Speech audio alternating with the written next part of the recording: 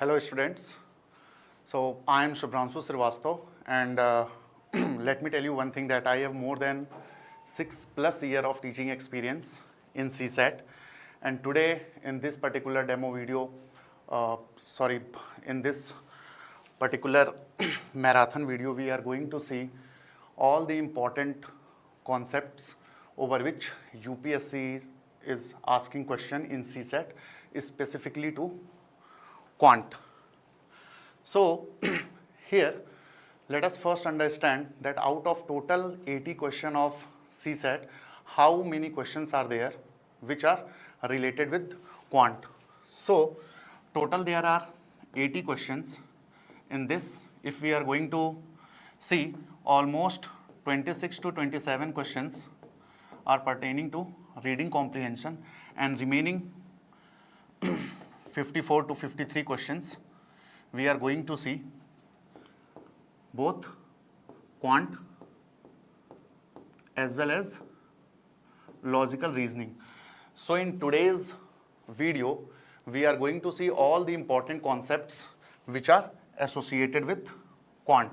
So nearly almost 70 questions I have taken for discussion, where we are going to see in detail the concepts, and on those particular concepts how questions are being framed and are being asked in examination. Okay, so these are the topics which we must aware before going for the examination. So these topics are LCM and SCF, number system, average, problems on ages, certs and indices, percentage, profit loss, ratio and proportion, partnership, time and work, then time and distance, alligation and mixture, simple interest, compound interest, area, volume and surface area, permutation combination, probability series, that could be either arithmetic series or geometric series, and then height and distance. So these are the topics which every student should have command. Okay, now if we will see the recent 3 to 4 year questions, question paper, what we are going to see that majority of question UPSC is asking from this particular topic, that is number system. Okay, so number system is now most, or we can say that top rated topic in CSAT. Thereafter, if we will see what are other topics, so these are permutation combination, up to some extent probability. So these are few topics over which we have to maintain our good command. Fine. Now see, in this particular video, we cannot go into that much detail of each and every topic because of the time limitation. So what we are planning from Sriram IAS, that from next month onward, we are going to start a session or series that will be thrice in a week. And in that particular, or in those particular series, we are going to see the analysis of all the PYQs. First thing, PYQs analysis. Second, the concept or the theoretical portion, and then practice question. So these three aspects we are going to see in detail from next month onward. Okay. So let's move to the first question. The running track of a park is 800 meters in circumference. Mank and Aman start from the same point and walks in opposite direction at 5 km/h and 6 km/h respectively. Consider the following statement. Statement 1, they will meet for the first time after 4 minutes and 22 seconds. Statement 2, by the time they meet, Aman would have covered 440 meters. So see, again, in this particular question, what question is saying? Okay, so consider this as a circumference and its total length, if we are going to say, so it is given in the question to be 800 meters. Now what is the speed of Mank? So Mank speed is basically 5 km/h. Since here, see, the unit is 800 meter. So what we have to do? We have to convert this kilometer per hour into meter per second. For that, what we have to do? We have to simply multiply it by 5 by 18. When we are going to multiply kilometer per hour by 5 by 18, it gets converted into meter per second. So what is the Mach speed in meter per second? 25 by 18 meter per second. Similarly, what is the speed of Aman? Aman speed will be 6 into 5 by 18, that is equal to 30 by 18 meter per second. Now what question is saying that Mach and Aman, they start from the same point and walk in opposite direction. As we know that according to the concept of a relative speed, when persons are moving in opposite direction, then the speed gets add up. So here Mach speed is 25 by 18 and Aman's speed is 30 by 18. So their relative speed or combined speed will be 55 by 18 meter per second.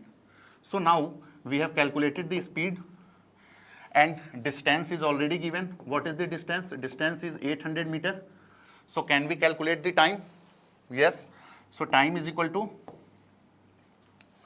distance upon speed.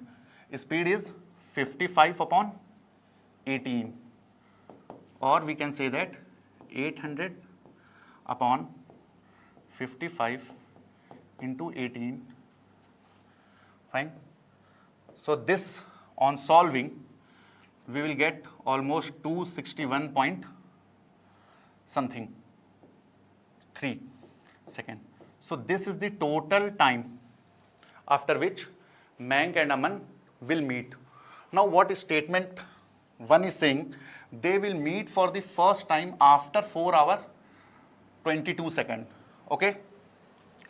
So now convert this into minute. So in 4 minutes, how many seconds?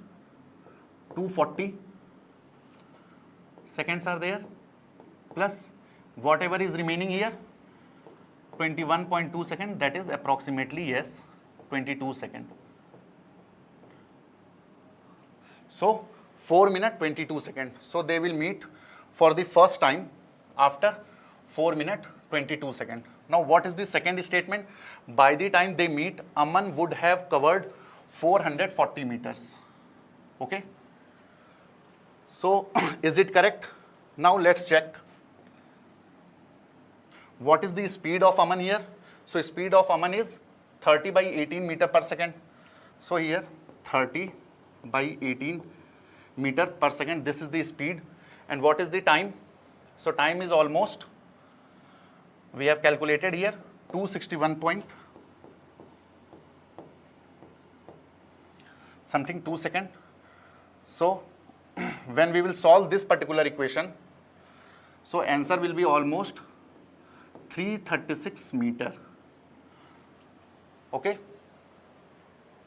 So by the time they meet, Aman would have covered 440 meter? No.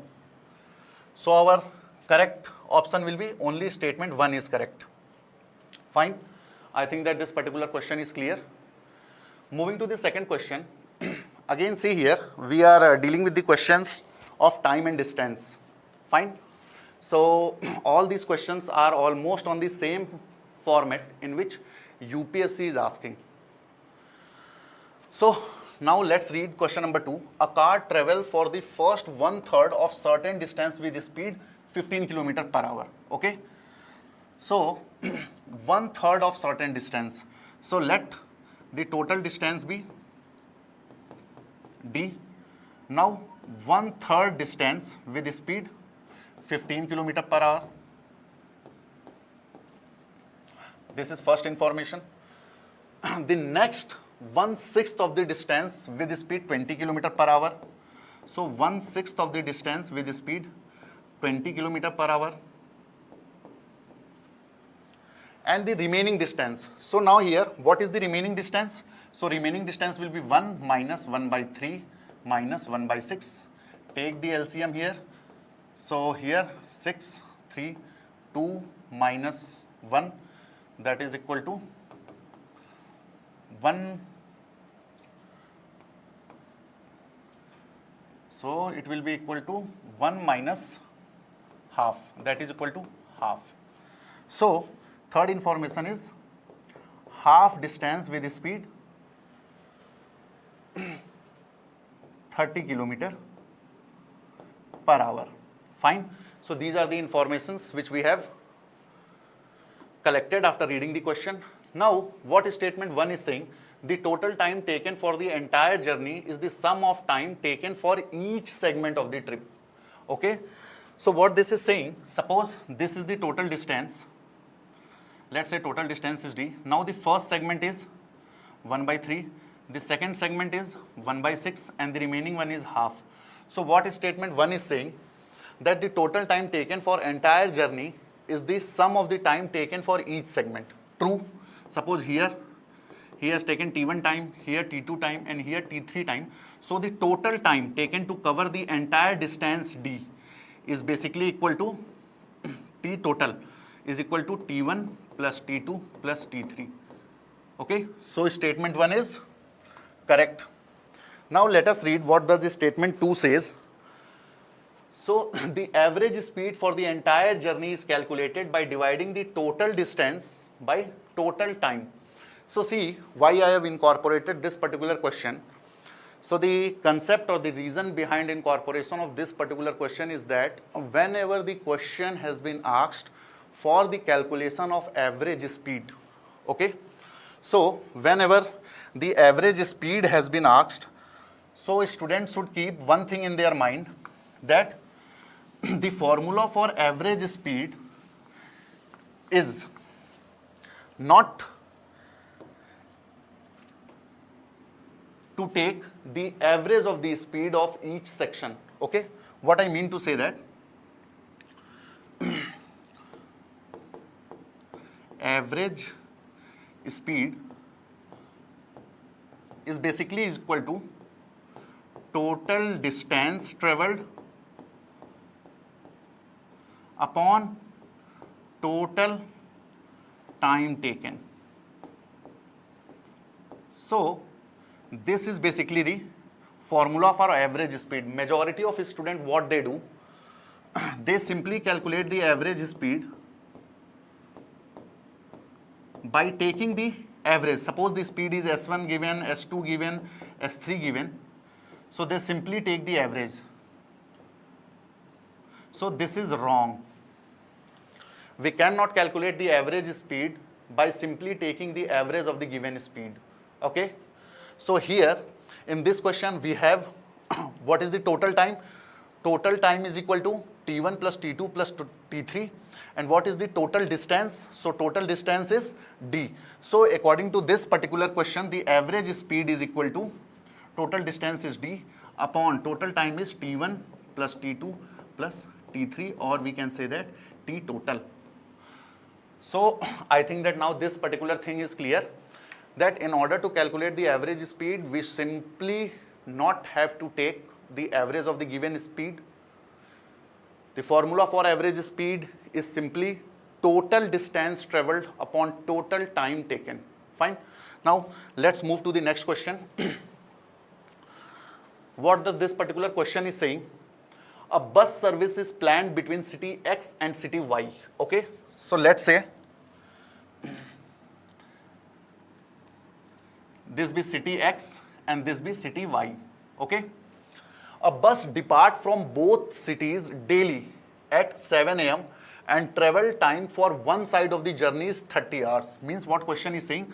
A bus from both these cities are going to depart at 7 a.m. and how much time this particular bus used to take to reach from X to Y is 30 hours. Same condition applicable here also. Okay. Now assuming bus run every day without fail from both ends, what is the minimum number of bus required to ensure uninterrupted daily service? So what question is saying, that there are two cities X and Y and they are 30 hours apart. What does it mean? That two cities are there, X and Y, and buses are going to start from both the cities towards each other, and usually the time taken by the bus to complete this journey is 30 hours. Now, how much minimum number of buses are required if we want to provide a shuttle service or a daily bus service? So see here, the bus take 30 hours, okay? But what has been asked in the question, that how many minimum number of buses are required so that we can provide this bus service on every day. So divide this 30 hours by 24, because one day, how many hours are there in one day? 24. So it will be 1 plus something, okay? It means that 1 plus bus is required, means it is something less than, if we are going to divide 30 by 24, we are going to get something which is greater than 1 but less than 2. If we are going to divide 30 by 24, we are going to get a number which is greater than 1 and less than 2. It means that the total number of buses which are required from each city is 2. So 2 bus from X towards Y, and similarly 2 bus from Y towards X, okay? So total how many buses are required in order to provide daily services between these two cities X and Y, which are 30 hours apart, is 4. So total number of buses required are 4.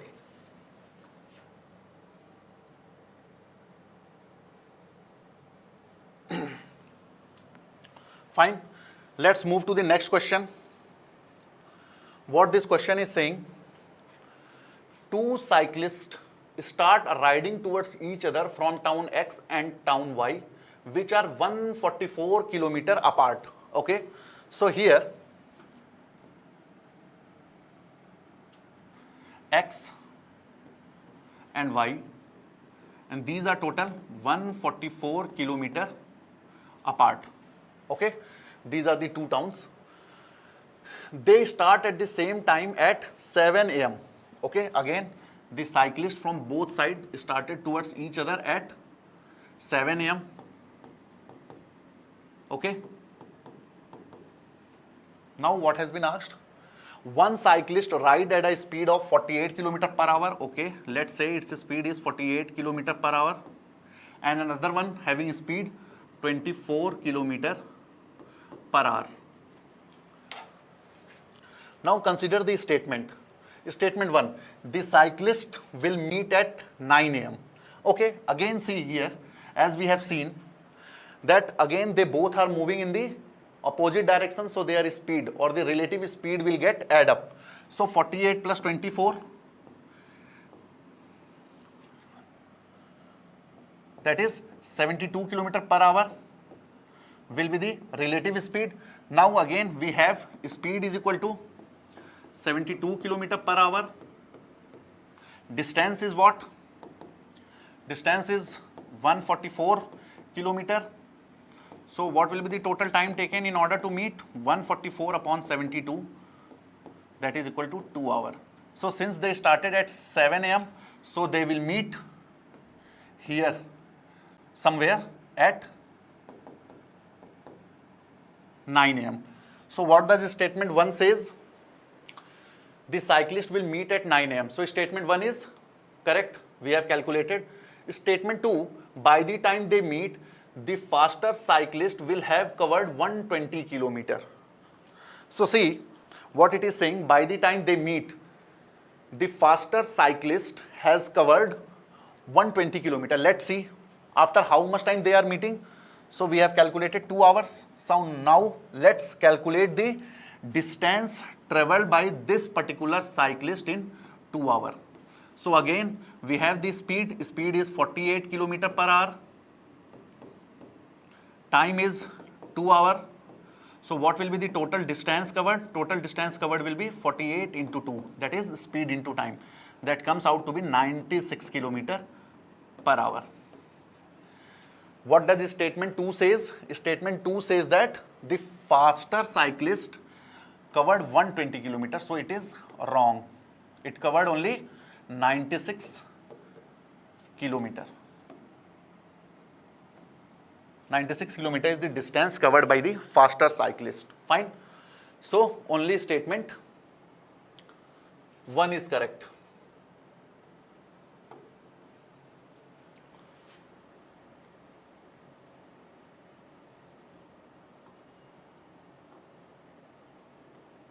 Fine. Moving to the next question. Question number 5.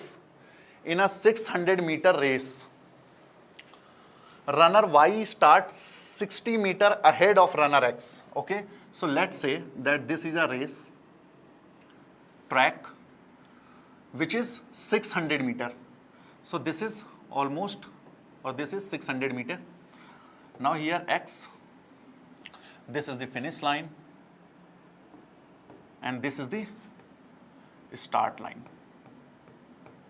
Now what question is saying, runner Y starts 60 meter ahead of runner X. So Y will start somewhere here, 60 meter ahead of X. Okay.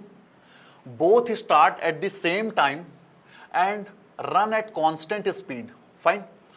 Runner X wins the race and Y is still 30 meter behind when X finishes. Now what question is saying, X is here, Y has taken ahead of 60 meter from X, and by the time X finishes, Y is still behind by how much distance?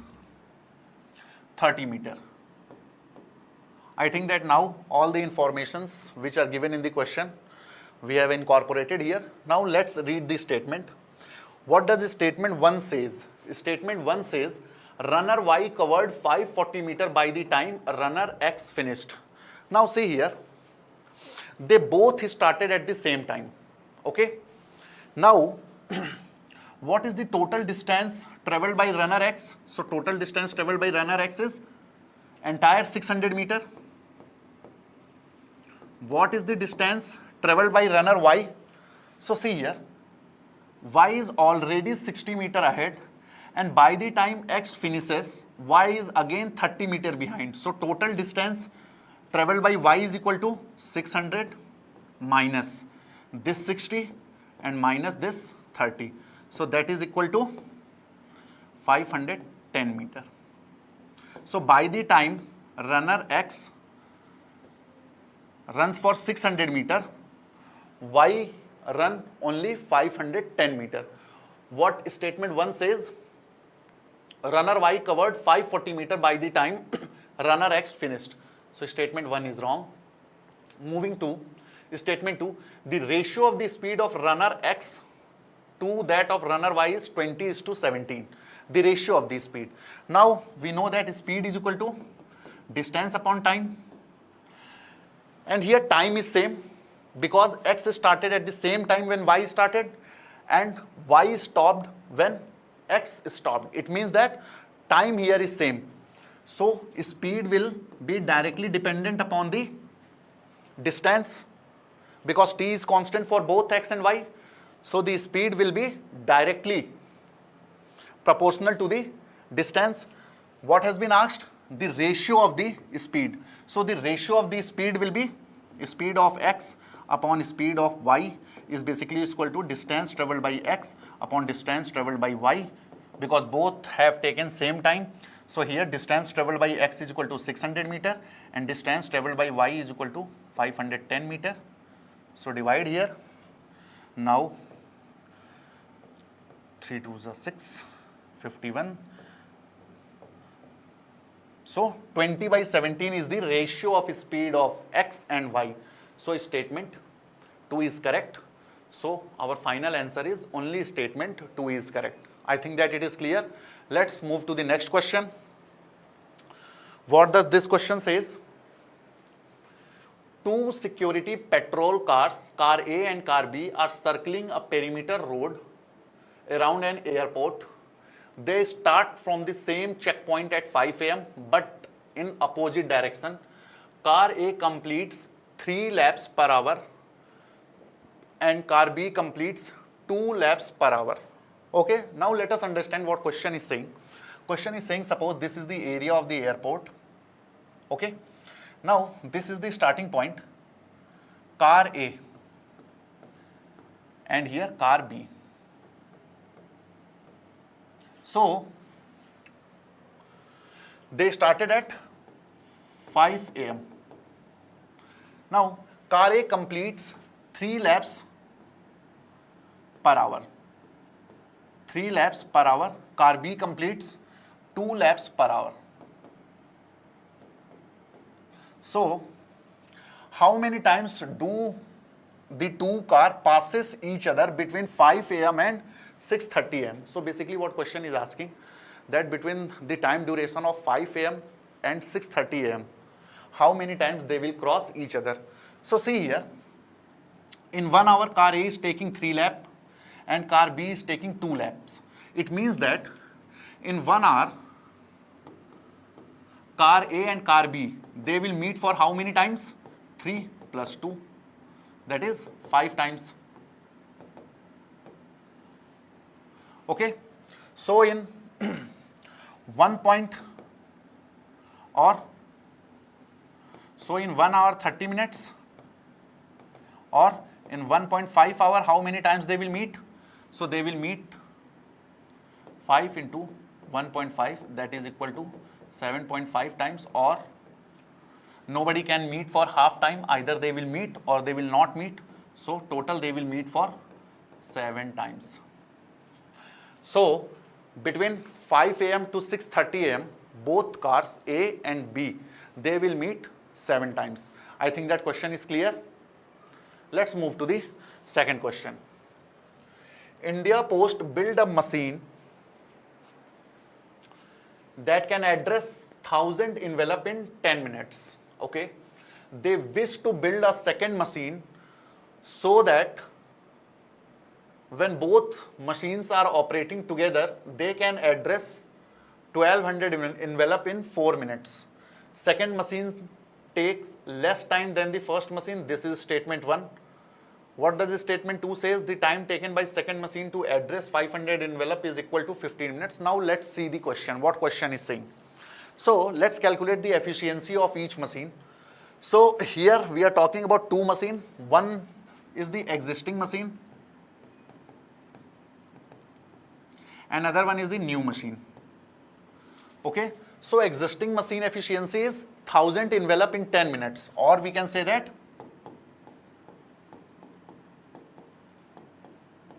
100 envelope per minute. Will it be fine to say? Because the existing machine is operating or can operate on 1000 envelope in 10 minutes. So per minute, how many envelope? 100 envelope. And they wish to build a second machine so that when both machines are operating together, they can address 1200 envelope in 4 minutes. It means that new plus existing, 1200 envelope in 4 minutes. That comes out to be 300 envelope per minute. It means that when both machines are working, so they can address total 300 envelope per minute. So from this two, we can say that the efficiency of existing machine is 100 envelope per minute and of new machine is 200 envelope per minute. So this is the efficiency of existing and new machine we have calculated. Now what does the statement 1 says? The second machine take less time than the first machine to address 500 envelopes. It is true, because the efficiency of new machine is greater than the existing machine. So definitely new machine will take less time. So statement 1 is correct. Now moving to the statement 2. The time taken by second machine to address 500 envelope is equal to 15 minutes. Now let's see how much time the new machine is going to take in order to address 500 envelope. So what is the efficiency? 200 envelope per minute. So how much time it will take to address 500 envelope? It will take 2.5 minutes. But what statement 2 is saying? It will take 15 minutes. So here statement 2 is wrong. So what is our answer? Only statement 1 is correct. Fine. I think that again here This question can be solved easily by comparing the efficiency, and UPSC has repeatedly asked questions on efficiency. Okay, now let's move to the next question. If 4p, 2p, 3, 4 is divisible by 11, then consider the following statement. Now here, this question has been taken place in this video. Only the purpose behind it is to make you people aware that please pay attention on the divisibility rule. You people must be aware about the rule of divisibility starting from 1, 2, 3, 4, 5, 6, 7, 8, 9, 10, 11, 12 and so on. Okay. So here, what is the divisibility of 11? Let's see, question is 4p, 2p and 3, 4.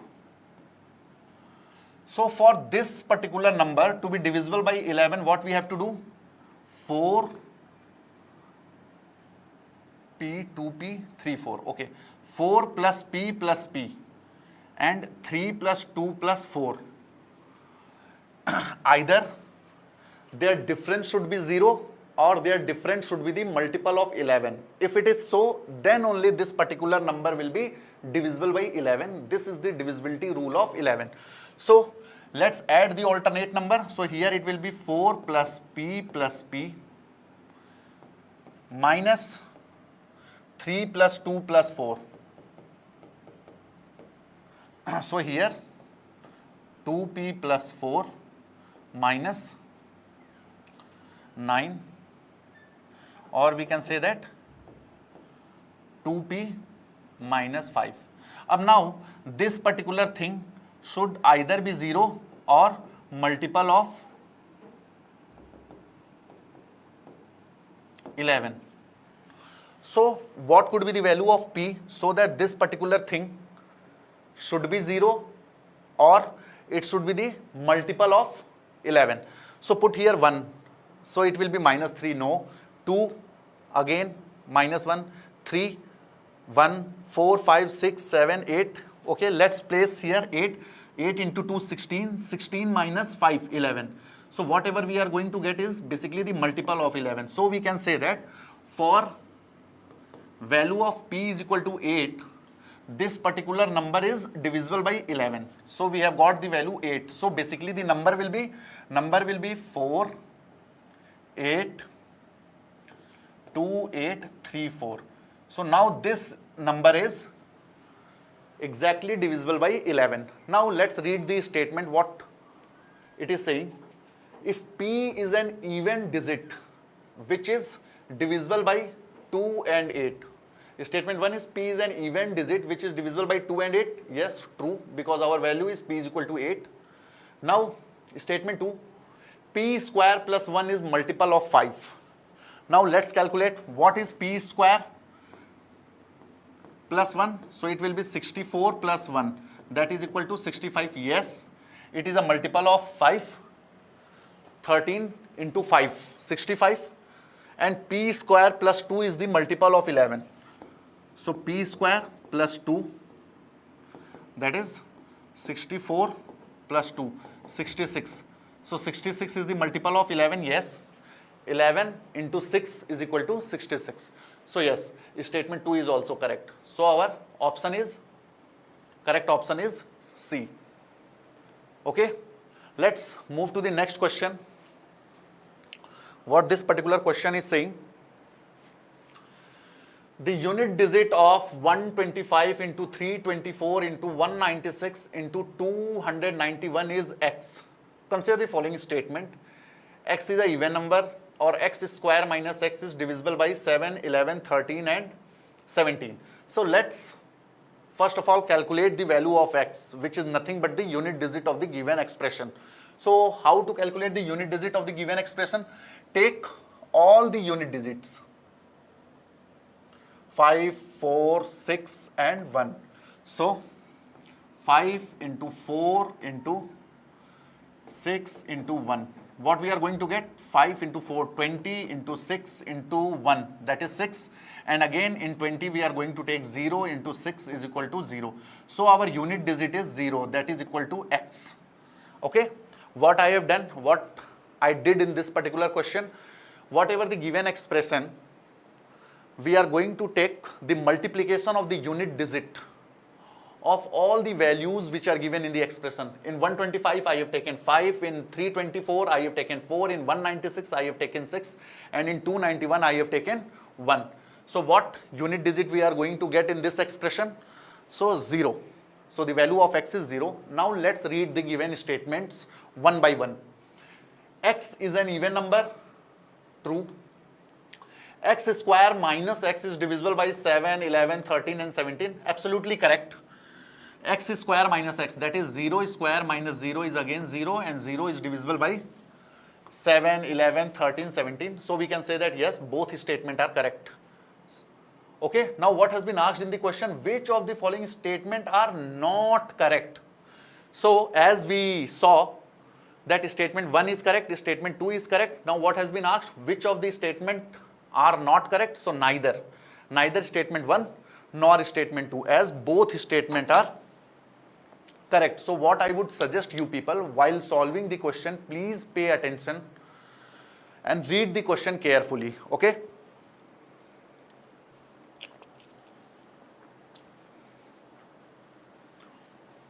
Now moving to the next question. Question number 10.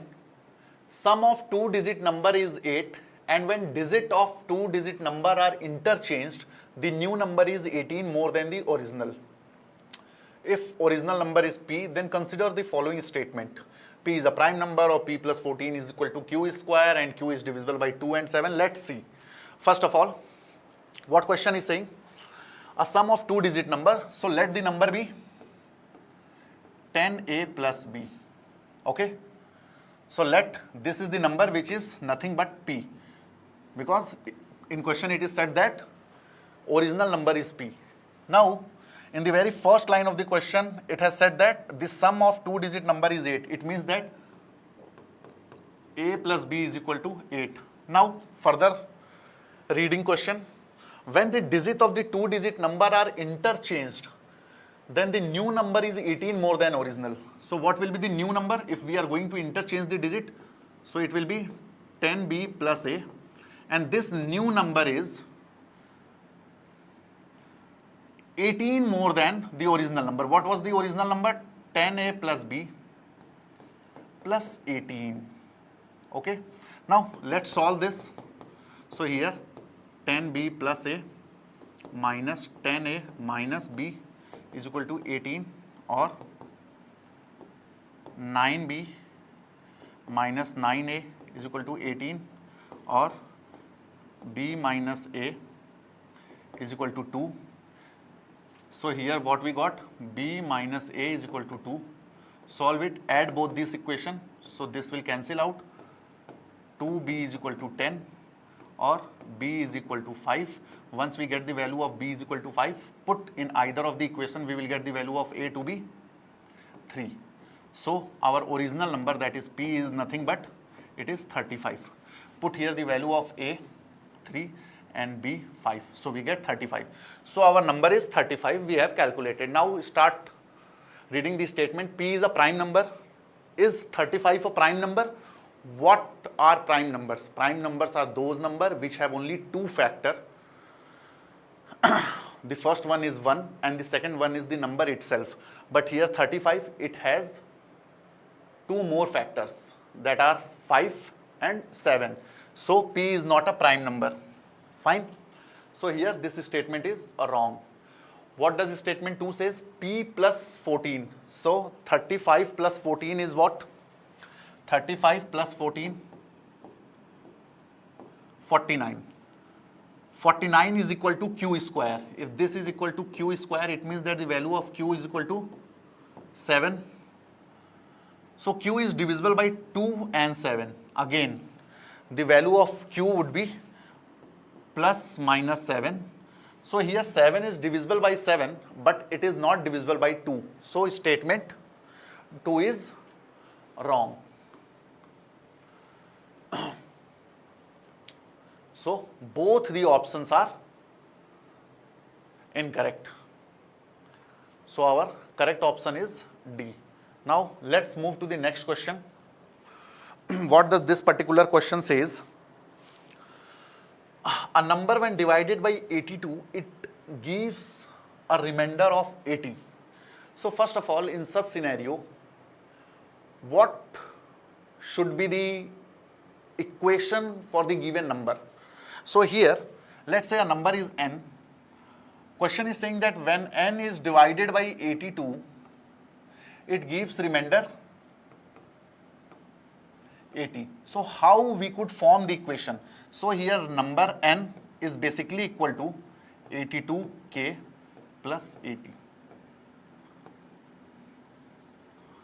In this way we forms the equation, okay? A number n, when it is divided by 82, it gives remainder 80. So what is the value of this n? So that n is equal to 82k plus 80, where 82 is the divisor, 82k is the dividend, 80 is the remainder, and k is the quotient, okay? So understand this particular equation. When number n is divided by 82, some quotient is coming and remainder is 80.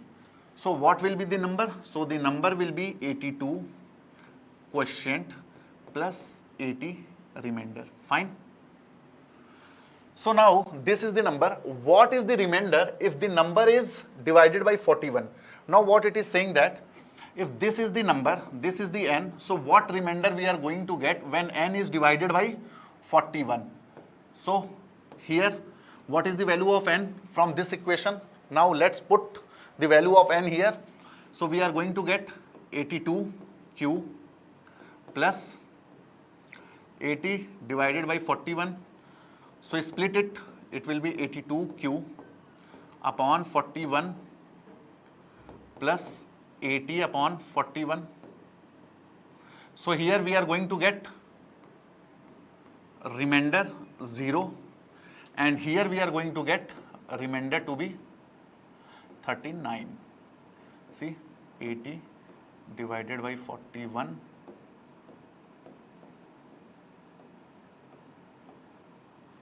So when we are going to divide this given number by 41, we are going to get the remainder 39. I think that it is clear. So 39 is our option. Moving to the next question.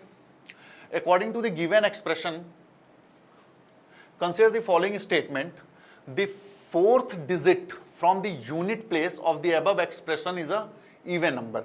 So what does this question is saying? This question is saying that if this is the equation 18 into 34 into 38, 45, 55, 62, 65, 25, 102. If we are going to multiply it, then whatever the number from fourth place of the unit digit, that is even number. Okay? It means that we have to calculate the fifth digit of the number from the unit place. So see here, in this particular question, let us write 18 into 34, 38, 45, 55,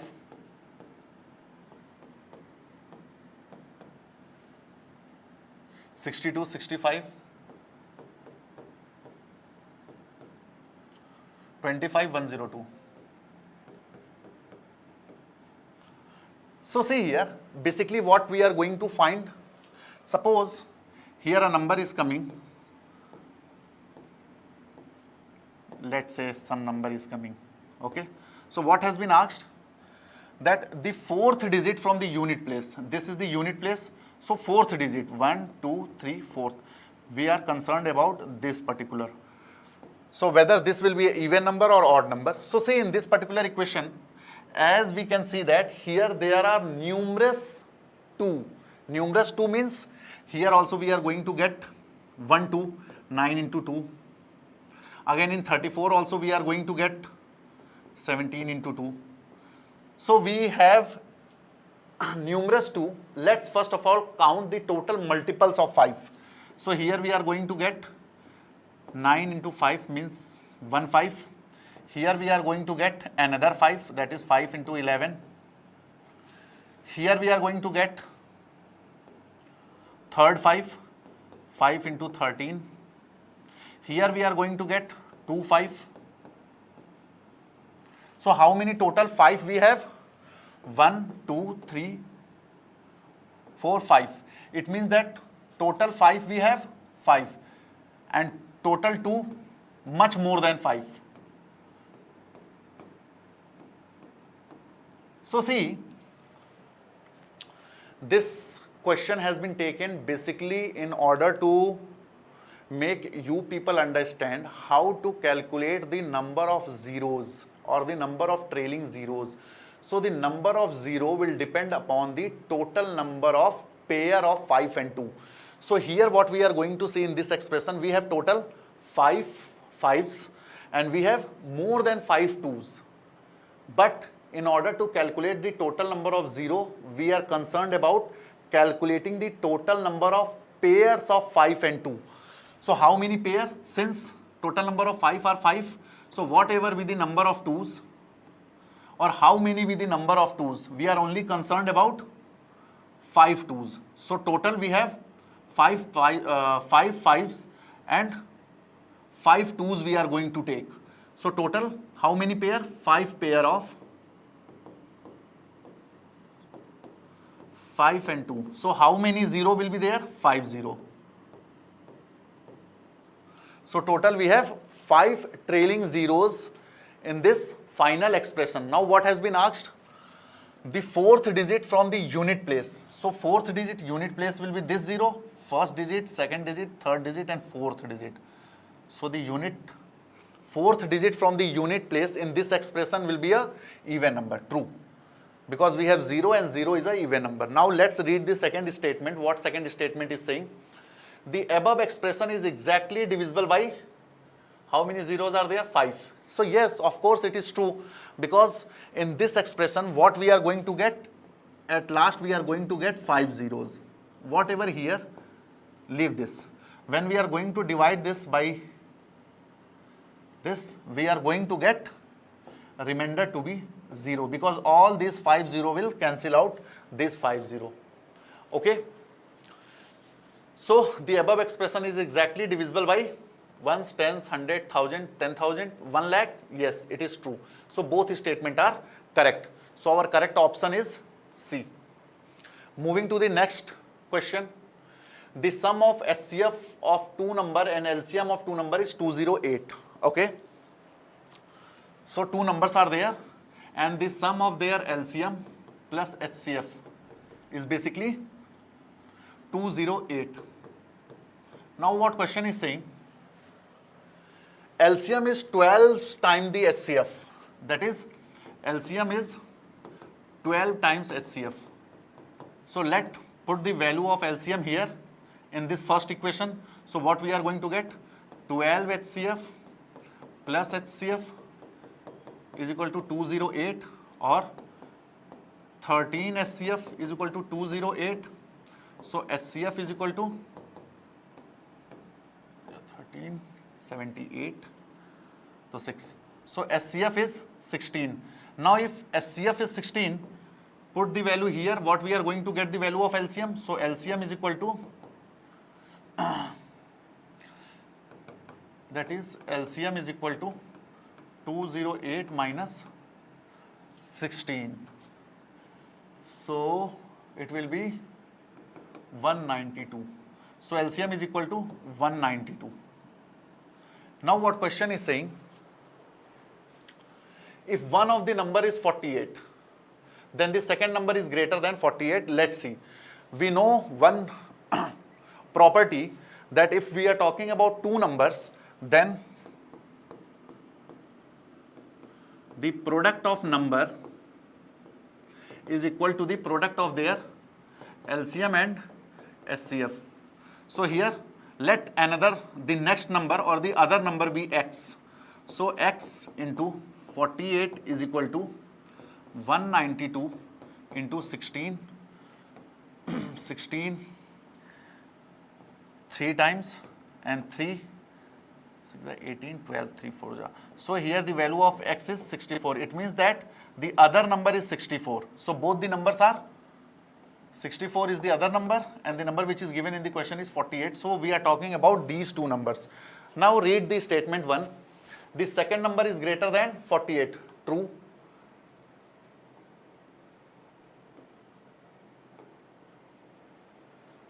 The second number square is equal to 2 to the power 12. Okay. So 64. Can we write 64 as 2 to the power 6? 2, 4, 8, 16, 32, 64. Fine. So the square of 64 is basically 2 to the power 6 square.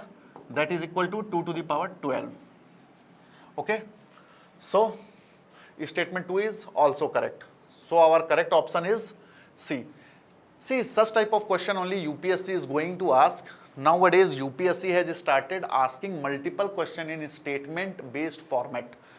So if I would say that now in order to answer the question which are in the format of statement based, it is quite easy.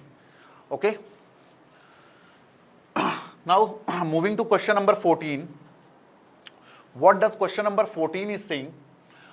A school conduct 5 classes between 9 a.m. and 12:30 p.m. Okay. After each class, there is a 5-minute break. If all classes are of equal duration, what is the exact duration in minute of each class? So let us understand what this question is saying. First of all, between 9 a.m. to 12:30 p.m. how much is the time? It is 3 hours 30 minutes, or if in minute we are going to say, so it is 210 minutes. Now in this time of 210 minutes, 5 classes are scheduled and each classes are of equal duration with one condition, that after each class there is a break of 5 minutes. So see, in such type of question, majority of students commit mistake. Okay, what they do, I'll tell you. Total 5 classes are there, and between each class there is a break of 5 minutes. So how many total break time? So what student will do? 5 into, since 5 classes are there, 5 into 5 minutes. So that is 25 minutes. So they will calculate this 25 minute as a break time. But again, this is wrong. Because of this only, I have incorporated this particular question. How many classes are there? See, class 1, class 2, class 3, class 4 and class 5. How many gaps are there or break? 1, 2, 3 and 4. Only 4 breaks are there. So how much time? 1, 2, 3, 4, that is equal to 4 into 5. That is total break time is of 20 minutes, not 25 minutes, not 25 minutes. So out of total 210 minutes, total break time is 20 minutes. So what is the remaining time in which 5 classes are scheduled? So remaining time is basically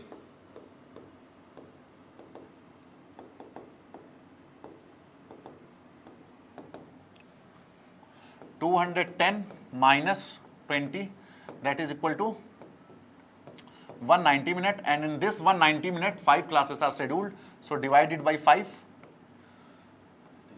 15, 40, 5 8 are 40. Means each class will be of duration 38 minutes. Okay. So our option is C.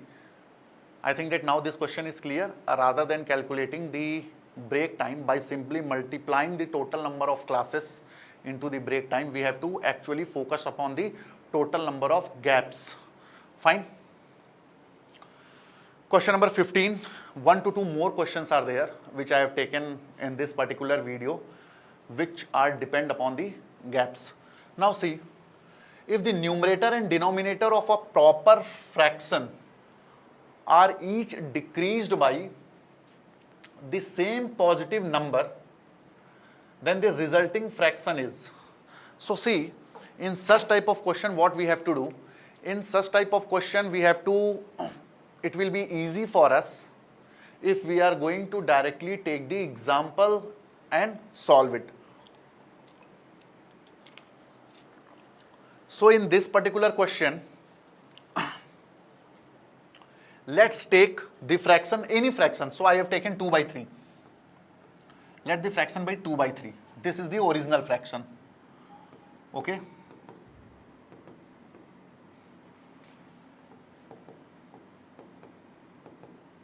Now what question is saying, if the numerator and denominator of a proper fraction are decreased by the same positive number, then the resulting fraction is, let's say its numerator and denominator both are decreased by 1. So it will become 2 minus 1 upon 3 minus 1, that is equal to 1 by 2. What does 2 by 3 represent? It represents almost 0.66, and this will be 0.5. So when we are going to decrease the numerator and denominator of a proper fraction by a positive integer, then the resulting fraction will always be smaller, or the resulting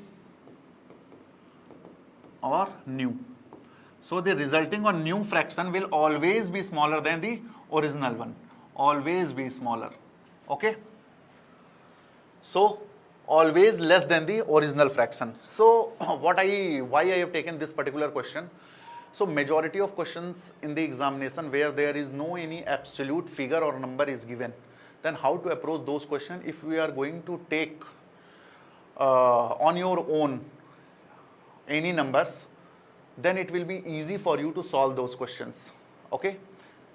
The extension of this particular technique is, we used to take let it be 100 or let it be 1000. Whenever we are going to take, actually those things are the extension of this assumptions only.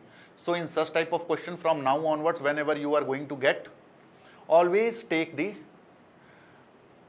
examples or the fractions on your own. Then it will be easy for you to compare and reach to the desired result. Now moving to the next question. How many 6-digit prime numbers can be formed using all the digit 1, 2, 3, 4, 5 and 6 exactly once, that is without repetition? Any number formed will be divisible by 9. Now see, in this particular question, again it seems to be the question of permutation or combination, but this is a question which is based on the concept of divisibility. Now what question is asking? That we have to form a 6-digit number by using these digits and no digit should be repeated. So what are the digits? 1, 2, 3, 4, 5, 6. Now add all these digits. 1 plus 2, 3, 3 plus 3, 6, plus 4, 10, plus 5, 15, plus 6, 21. So whatever the digit we are going to make by using these 6 digits, if we are going to add the digit of that particular number, that will always be equal to 21. I am again repeating, these are the 6 digits and we have to form numbers or the different numbers by using these 6 digits. Given condition is that no digit is going to be repeated. So what I am saying, that whatever the numbers we are going to make, okay, if we are going to add the digit of that particular number, it will always remains to be constant, that is 21. Fine. So this question looks like a question of permutation, but actually this particular question belongs to the concept of divisibility. Now let's read the statement 1. Any number formed will be divisible by 9. No, because see here, whatever the numbers, different numbers we can form by using these 6 digits, if we are going to add, its sum will always be 21. And what is the divisibility rule of 9? That on adding the digit of the given number, if that summation is divisible by 9, then the entire number is divisible. Here what is the summation of these 6 digits? 21. Is 21 divisible by 9? No. It means that whatever the number we are going to make with the help of these 6 digits, it will never be divisible by 9. So statement 1 is wrong. What about statement 2? No numbers formed will be a prime number. Again, this statement is true because whatever the number we are going to form by using these 6 digits, the sum of the digit of that number is 21, and 21, its factor are 7, 3, 1, 21 itself. And what is the definition of prime number? As I already told you, a number which have only 2 factor, 1 and that number itself. But here we have 2 more factors, 7 and 3. So whatever the number we are going to form with these 6 digits, the number will never be a prime number. Okay. So statement 2 is correct. So our option is B. Only statement 2 is correct. Okay. Moving to the next question. A snail is trying to climb out of a pit that is 6 meters deep. It climbs 40 centimeters during the day but slips back 20 centimeters every night. On which day will the snail come out of the pit? So again, we see, I think that UPSC has already asked one question on this particular concept. So now let's see how to approach such question. As soon as you read this question, you have to do one thing. How much is the total depth of the pit? Total depth of the pit is 6 meters, or we can say that 600 centimeters. So this is the total distance that particular snail has to travel. Now what is the condition attached with the snail? By the daytime, snail is traveling 40 centimeters up. Then in night it dropped down by 20 centimeters. So effective, we can say that effectively or effective distance traveled by snail in one day is equal to 40 minus 20, that is equal to 20 centimeters. But how to approach these questions? So in such type of question, what we have to do? First of all, we have to subtract this original distance from the total distance. What I mean to say, total distance which has to be traveled is 600 meters. Now, during the daytime, snail climbs up to 40 centimeters. So subtract here 40 centimeters. So what is the remaining? That will be almost 560 centimeters. Why I am saying this? Now suppose see here, up to here it is 560 centimeters. So by the time snail will reach here, then again from here, after taking a jump of 40 centimeters, he will come out. Then there is no any chance of slipping back of 20 centimeters. Okay. Why I subtracted this 40 centimeters? Because once this snail will reach to 560 centimeters, from there again when it will start in daytime, it will come out of the pit. So in night, there is no any pit where it will slips down by 20 centimeters. So here it is 560 centimeters. Now let's say that how much time snail will take to climb 560 centimeters. So the effective distance traveled by snail is 20 centimeters per day. So total days snail will take to climb 560 centimeters is 560 upon 20. That is in 28 days. Snail will cover 560 centimeters, and then on 29th day. So here up to here snail will take 28 days, and on 29th day snail will reach out of the pit. So our answer is option B. On 29th day snail will come out of the pit. Now moving to the next question. Question number 18. On one side of a 1.2 kilometer long garden path, 61 trees are planted at equal intervals. What is the total distance between 6 consecutive trees? Now again, remember the question of class. 5 classes were there which was or which are scheduled between 9 AM to 12:30 PM. So there we have calculated the gap. So this question is also based on the same concept. Here what it is saying, garden, along the garden, the path is 1.2 kilometer, or we can say that 1200 meter. Now 61 trees are planted at equal interval. What is the total distance between 6 consecutive trees? So say 61 trees are planted. Now let's say take the example of that particular class. 5 classes were there. So how many gaps were there? 4. Similarly, if I would say that suppose, let's say 7 trees are there. Tree 1, tree 2, tree 3, T4, T5, T6, T7. So how many gaps will be there? 1, 2, 3, 4, 5, 6. 6 gap. It means that out of this 61 trees, how many gaps will be there? 61 minus 1, that is 60 gaps. Okay. So 60 gaps will be there. So at what distance each trees are planted?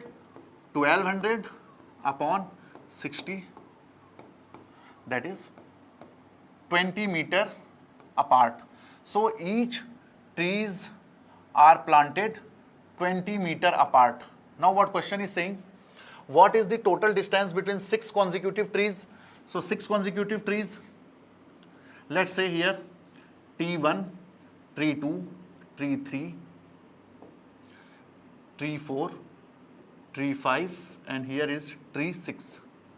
Tree 6, 5, 4, 3, 2, 1. Now the gap is, we have calculated 20 meter, 20, 20, 20, 20, 20. So in 6 tree, how many gaps will be there? 5. So 20 plus 20, 40, 60, 80 plus 20, 100. So total 100 meter. Okay. See, here we are using twice the concept of gap. Fine. I think that now it is clear. Moving to next question. A student exercise booklet has its pages numbered from 1 onwards in the standard format. Okay. Due to damage, one double-sided sheet got detached.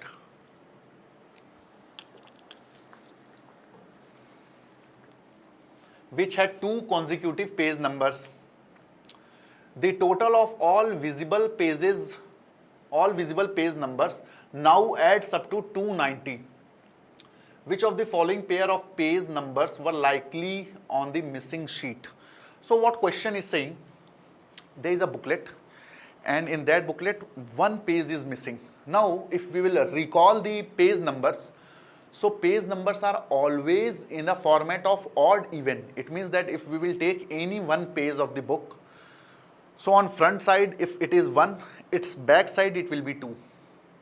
So the page number, if we will take any independent page, so here it will always be an odd and behind it always be a even number. That is 2 is always followed by 1. 1 and 2 will always be on the same page on either side. Similarly, we can say that 51 and 52 will be on the same page, not 50 and 51. No, it will always start from odd and end with even. So we can say that 35 and 36 will be on the same page. So keep this particular information in your mind. Let's approach this particular question. So what question is saying? 1 page is missing, because of which whatever the remaining pages are there, if page numbers are going to be added, that sum is coming to be 290. So let's say, let n be the number of pages of the book. Earlier, initially, before that page was missing, let's say total number of pages be n. So what is the sum of n? We know in arithmetic progression, the summation up to nth term is n by 2, 2a plus n minus 1 into d is the common difference. Now here in case of book, and we are talking about n number of pages, so a represents the first term which will always be 1, and common difference here will always be 1.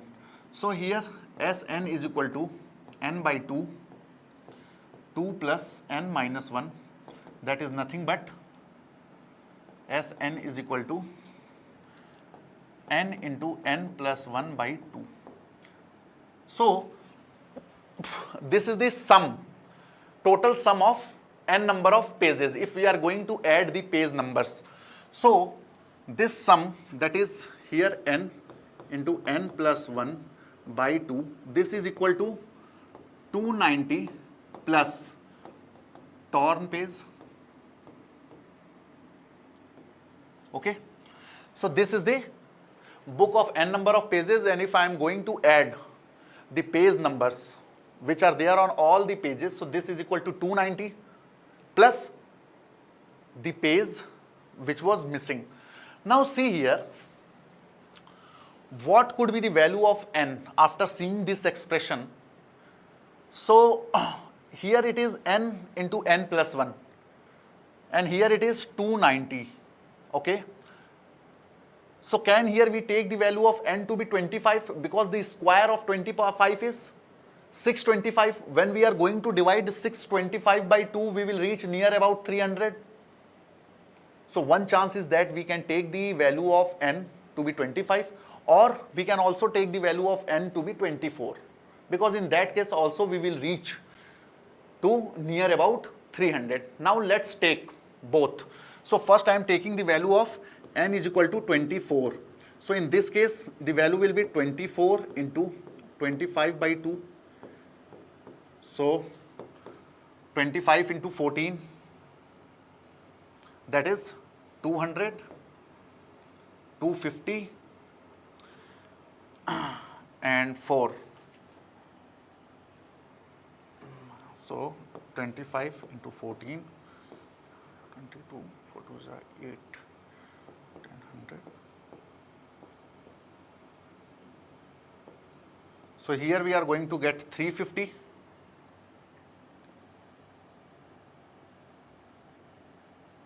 Sorry, it is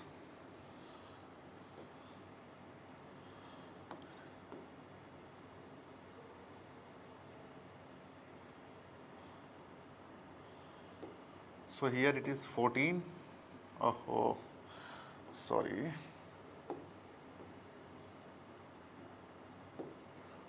So 24, 12. 12 into 25.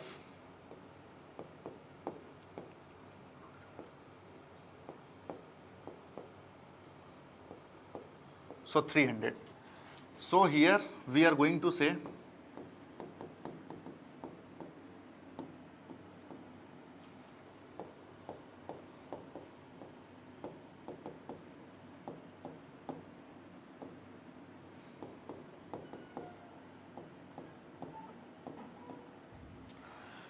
so does it possible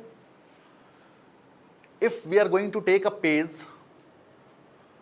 where 3 and 4 is mentioned, so this sum will be 3 plus 4, 7, but again here it is 10. Can we take 5 and 6? Because after 3 and 4 the next page number would be 5 and 6. So 5 plus 6, 11. Again it is not correct. It means that we have to take something else. So rather than taking n is equal to 24, now let's take n is equal to 25 and try that whether it is coming or not.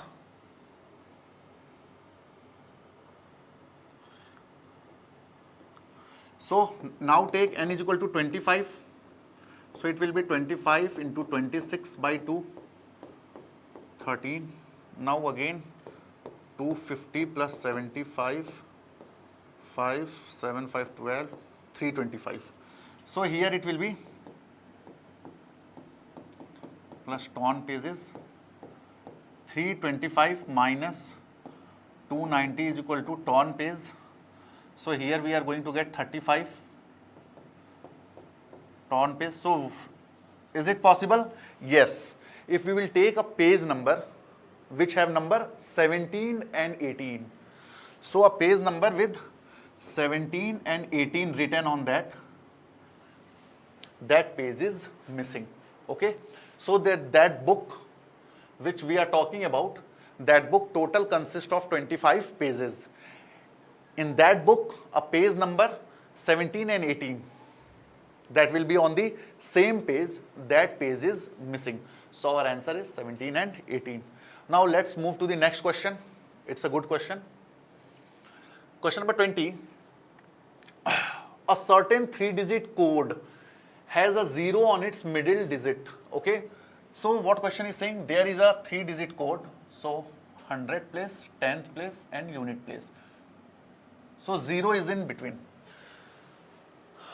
A certain 3-digit code has a 0 as its middle digit. The sum of all its digit is 6. Let's say that here it is A and here it is B.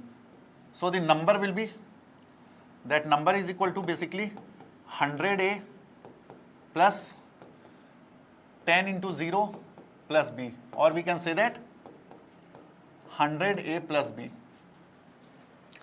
And the sum of its digit is 6.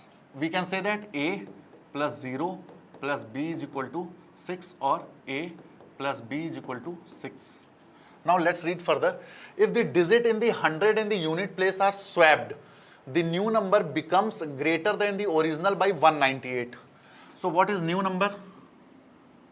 New number is equal to 100B plus 10 into 0 plus A, or this is equal to 100B plus A, and this new number is greater than the original number by 198.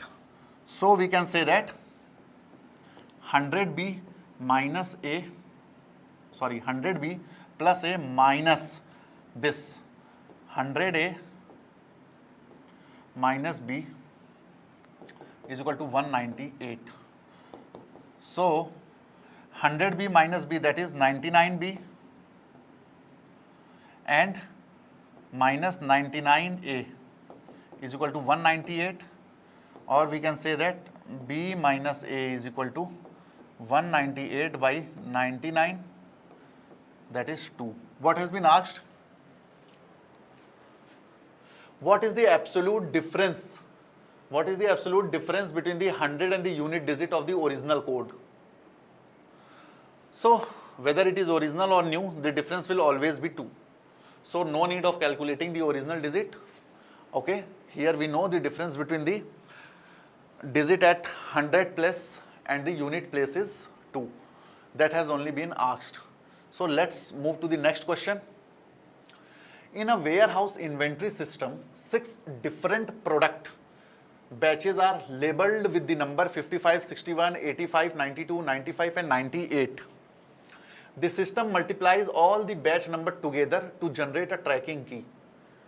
So see here, again in this particular question, what we have to do? We have to calculate the factors or the multiple of whatever the answer we are going to get. So what is the expression? It is 55 into 61 into 85, 92, 95 and 98. So here we are going to get 5 into 11. Similarly here also we are going to get 5, and I think that it is 17 into 5. Here also we are going to get 5. So 5 we are going to get. Now what is the statement 1? Statement 1 is the product of this 6 batch number is divisible by 25. Absolutely yes, because in this product we are going to get 5, that is equal to 125. So definitely the product is divisible by 25. Now what does the statement 2 says? The remainder when product is divided by 1000 is 0. Again here we have to calculate the total number of zeros. So for calculation of the total number of zeros, I already told you that we have to basically calculate the total number of pairs of 5 and 2. So here we have 3 5s and definitely the number of 2 are more. So no need to calculate the total number of 2s. We have 3 pairs of 5 and 2. So we can say that the final product ends with 3 zeros, and when the product ends with 3 zeros, it means that that particular number is divisible by 1000. So both statements are correct. Fine. So this was one more question on the basis of calculation of trailing zeros or on the basis of multiple of 5. In the similar fashion, if this has been asked that whether this particular number is divisible by 27, 81 or 243 or 64 or anything, so we will simply calculate the total number of multiples of 3 in case of 27, 81, 243. Similarly, in case of 4, if we will see 4 is there, 16 is there, 64 is there, so definitely yes. Now next question, 3 traffic lights at junction flashes at a regular interval of 15 minutes, 20 minutes and 30 minutes respectively. All 3 lights flash together at exactly 7 a.m. Statement 1, the three light will not flash together again at any time before 8 a.m.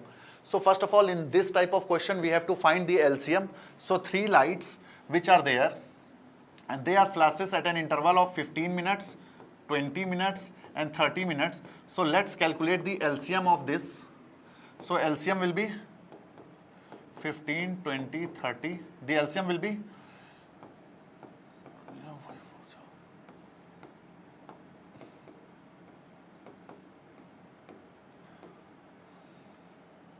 60. It means that these light will flash together after every 60 minutes. So if they have flashes at 7 a.m., so they will flash again at 8 a.m., not before any time. So statement 1 is correct.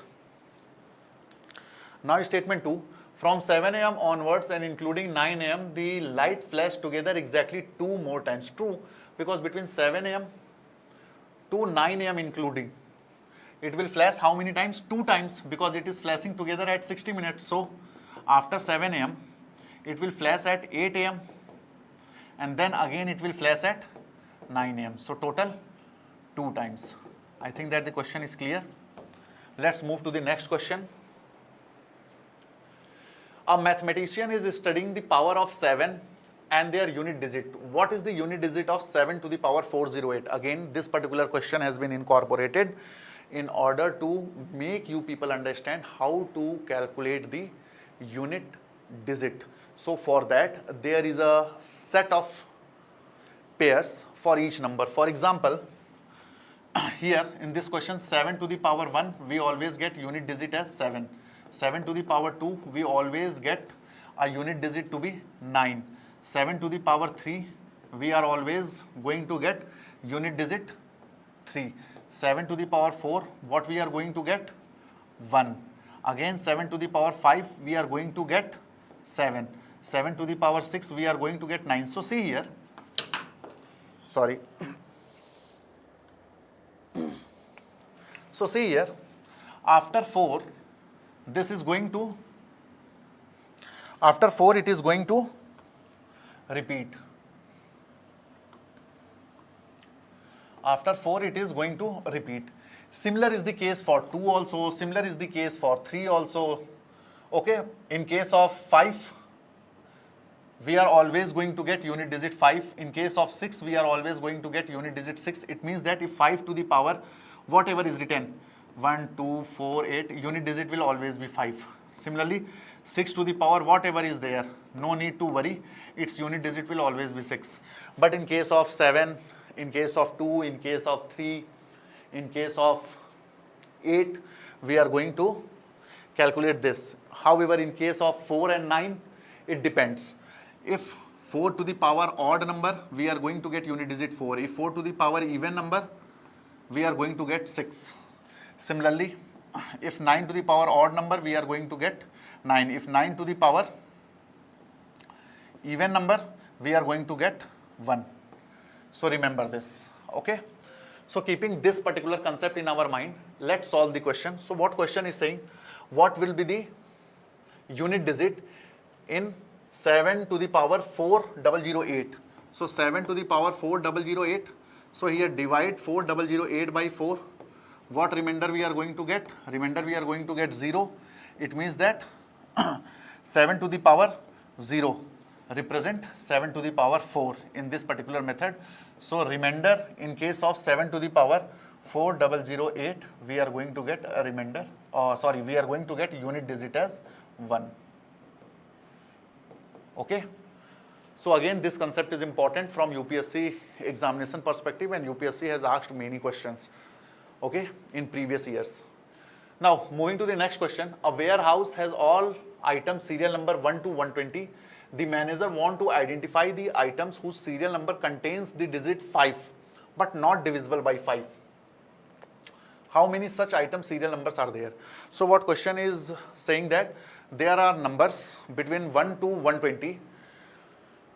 Now question is asking how many such numbers are there in which digit 5 should be there, but it should not be the multiple of 5. Okay, so let's see. Here the range is 1 to 120. So total here we are going to encounter first single digit, number, then double digit, and then triple digit.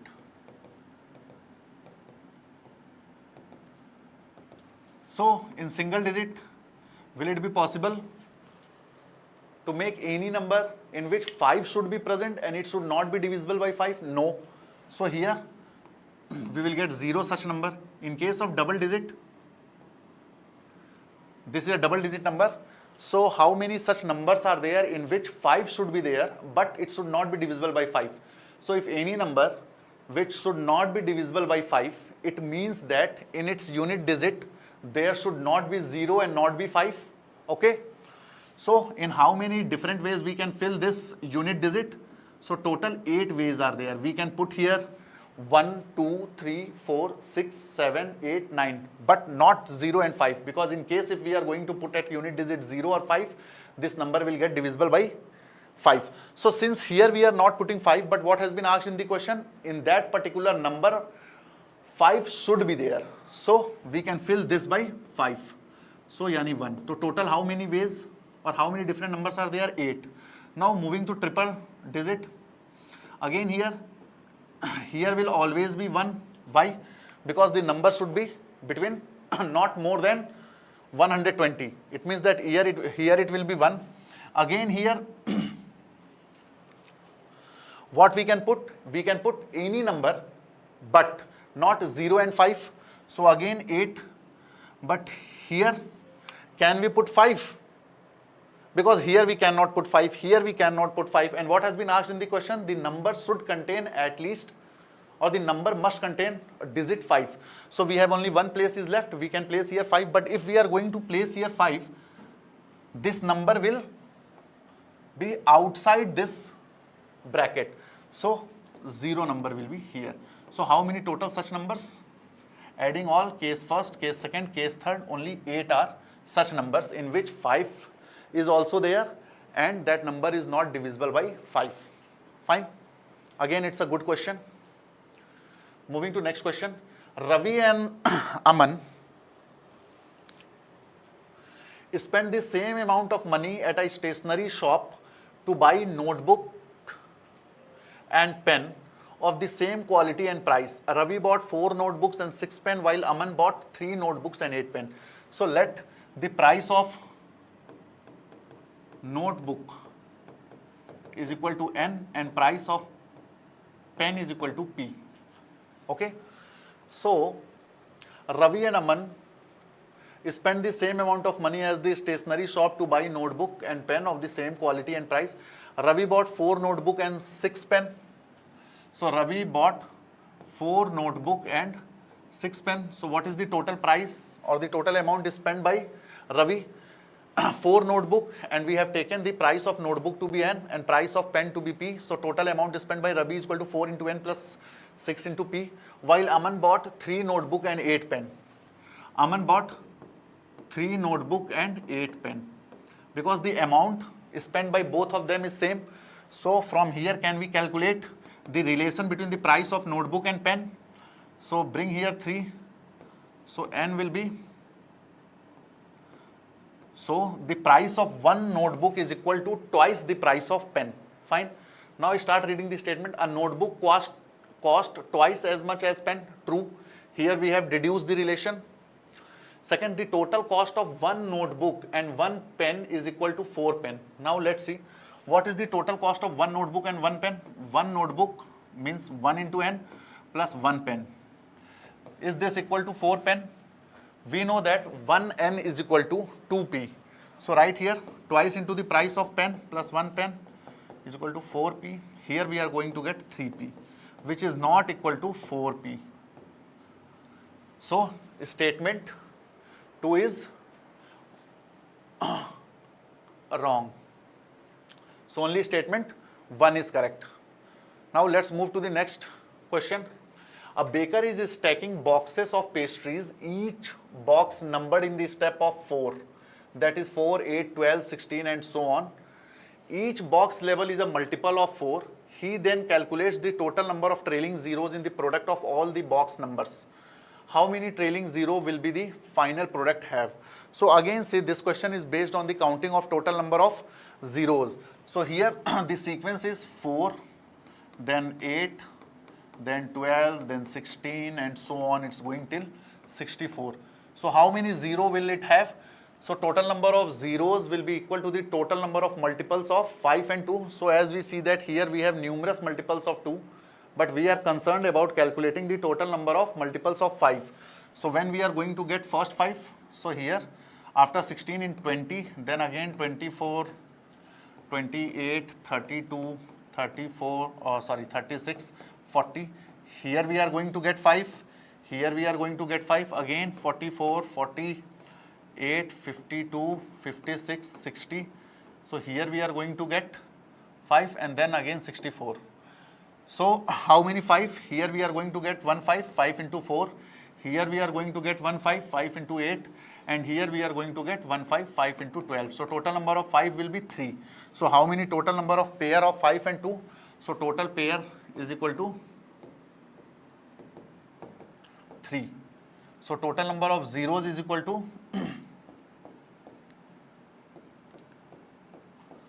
3. So our option is 3. Now let's move to the next question.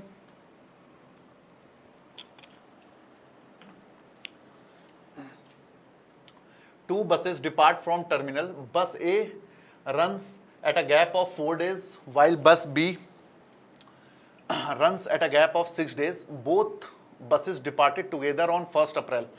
Consider the following statement. The bus will next depart together after 12 days. So see here what mistake generally students do. They will read that, okay, fine, bus A run at a gap of 4 days and bus B run at a gap of 6 days. So what they will do? They will take the LCM of 4 and 6. What they are going to get? 3 to the 6 to the 12. So they are going to get depart together after 12 days. But again, read the question carefully. What it is saying, suppose this is 1st April, then 2nd April, 3rd, 4th, 5th, 6th, 7th, 8th. Now bus A is going to depart at a gap of 4 days.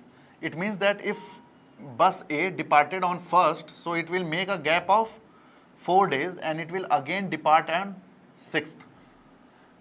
So we have to take basically the LCM of not 4, but we have to take the LCM of, instead of 4, we have to take 5 here, because 6 minus 1, that is 5. Similarly for bus B, on 1st it departed, now it will depart after a gap of 6 days. It means that not 2, 3, 4, 5, 6. It will depart on 8. Then only it will make a gap of 6 days. So 8 minus 1, that is 7. So basically we have to take the LCM of 5 and 7. That comes out to be 35. So it means that after 35 days, both bus will depart together. So after how many days? This is wrong, not after 12 days. And the next common departure will be in next month. Why? Because see here, we have calculated that they both will depart together after 35 days. And on 1st April, they departed together. It means that the next time they will depart on 1st plus 35. That is equal to 36th days. That is basically equal to 6th of May. That is in the next month, both this bus will depart together. Now, moving to next question. At a tech conference, each attendee donated as many rupees as the total number of attendees. One person contributed 4 rupees extra. The total collection was rupees 580. So how many attendees are present in the conference? So let's say that total attendees are in the conference.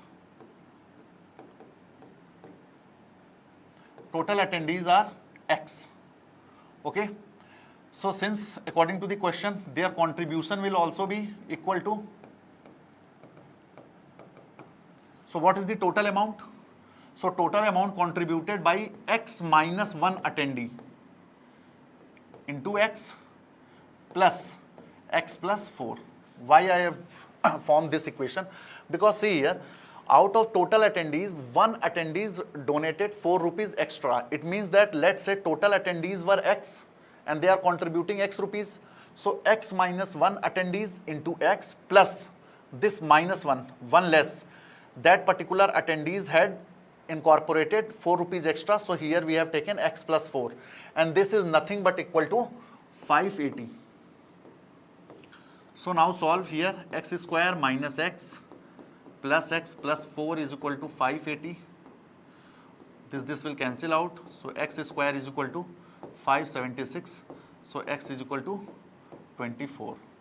It means that total attendees were 24 and the contribution for all the 23 attendees were 24 rupees and the contribution for this one, the last attendees, was 24 plus 4, that is equal to 28 rupees. So now read the statement. There are 24 attendees. True. The person who contributed 4 extra donated 28. Again, both the statement are correct. Now let's move to the next question.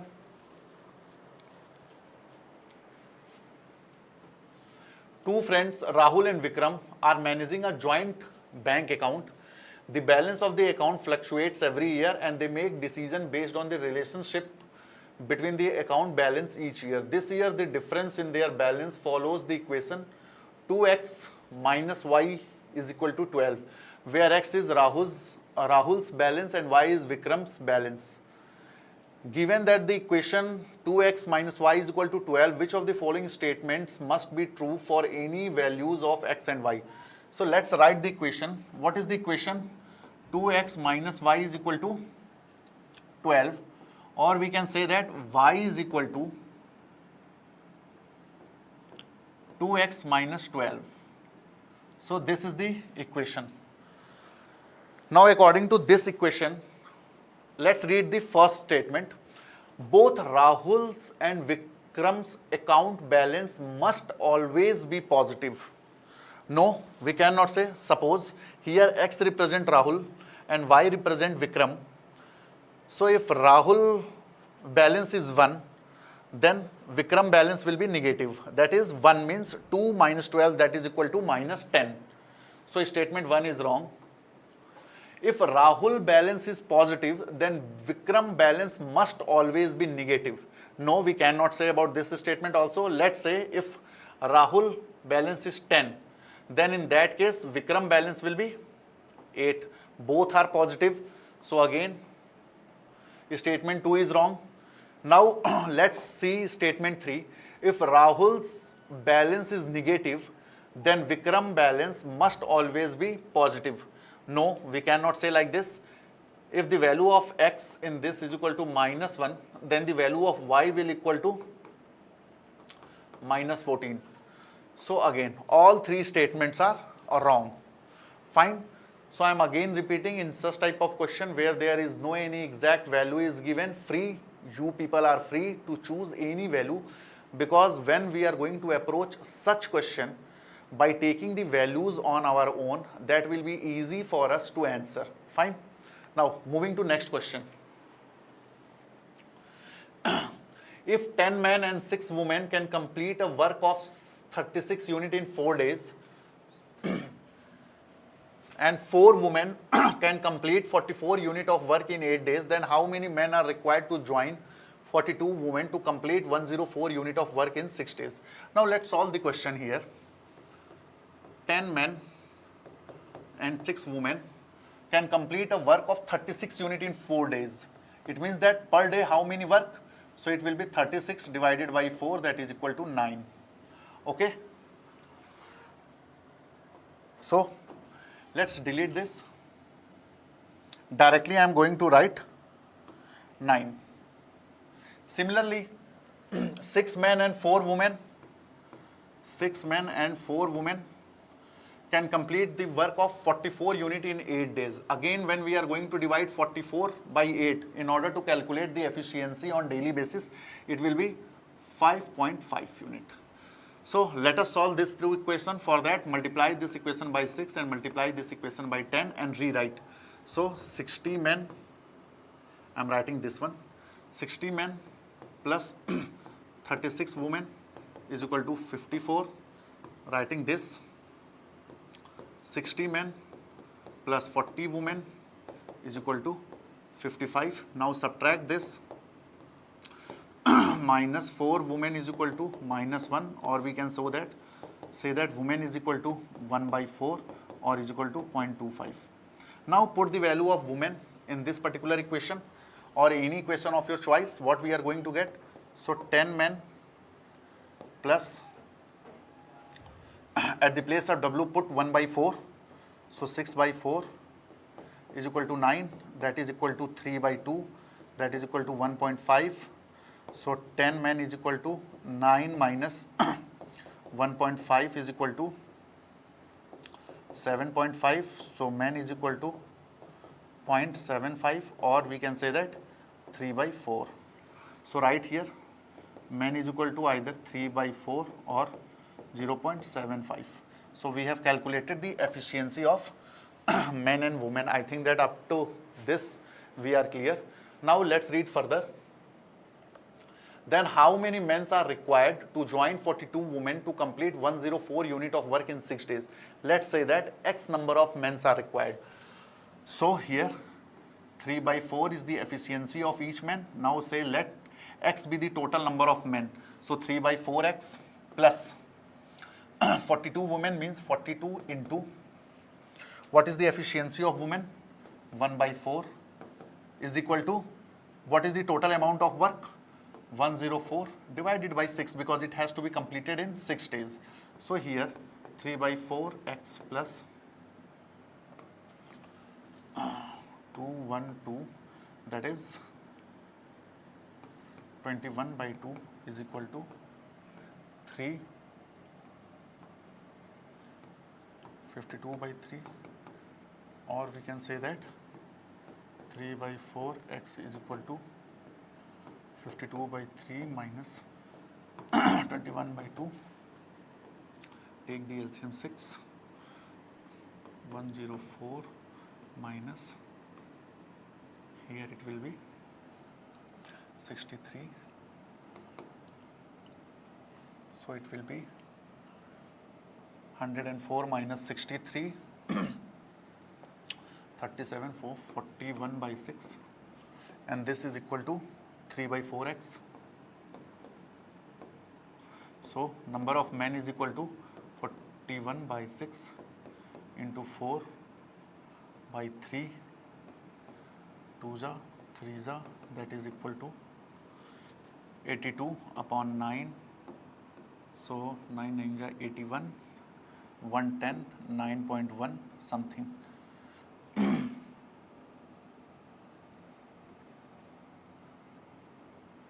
It means that total number of men required is equal to 10. Why 10?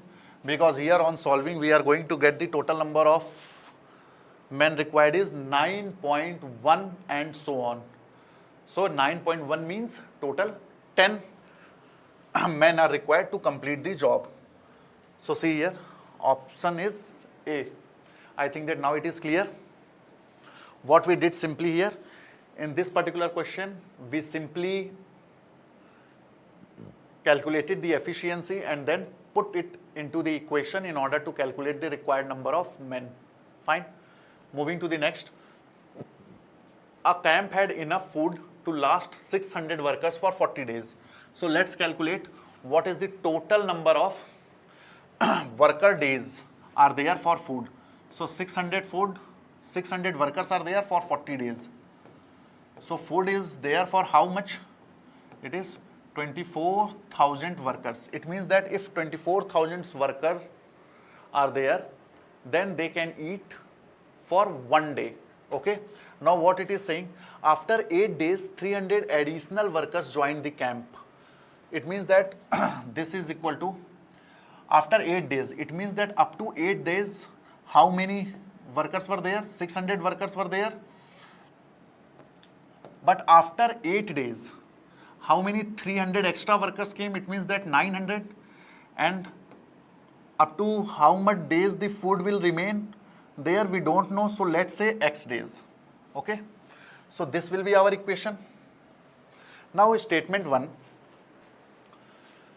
the food consumed in first 8 days is equal to the amount required for 4,800 worker days. So true, because if we are going to see here in this particular equation, so what is the total amount of food consumed? That is equal to, for first 8 days is equal to 4,800 worker days. So this is the total food which was there. For the first 8 days, only 600 persons were there, and for remaining, we don't know for up to how many days, but after 8th day, 300 more workers came. So now total number of workers become 900. So let's say the food will last for X days, so 900 into X. So for first 8 days, the total food consumed was 4,800 worker days. Now statement 2, after the additional worker joined, the remaining food will last for 20 more days. Okay, so what question is saying? After the additional worker joined, means it is talking about post 8th day. The remaining food will last for 20 more days. Let's calculate. So here it is minus 4,800 is equal to 900 into X. So here it is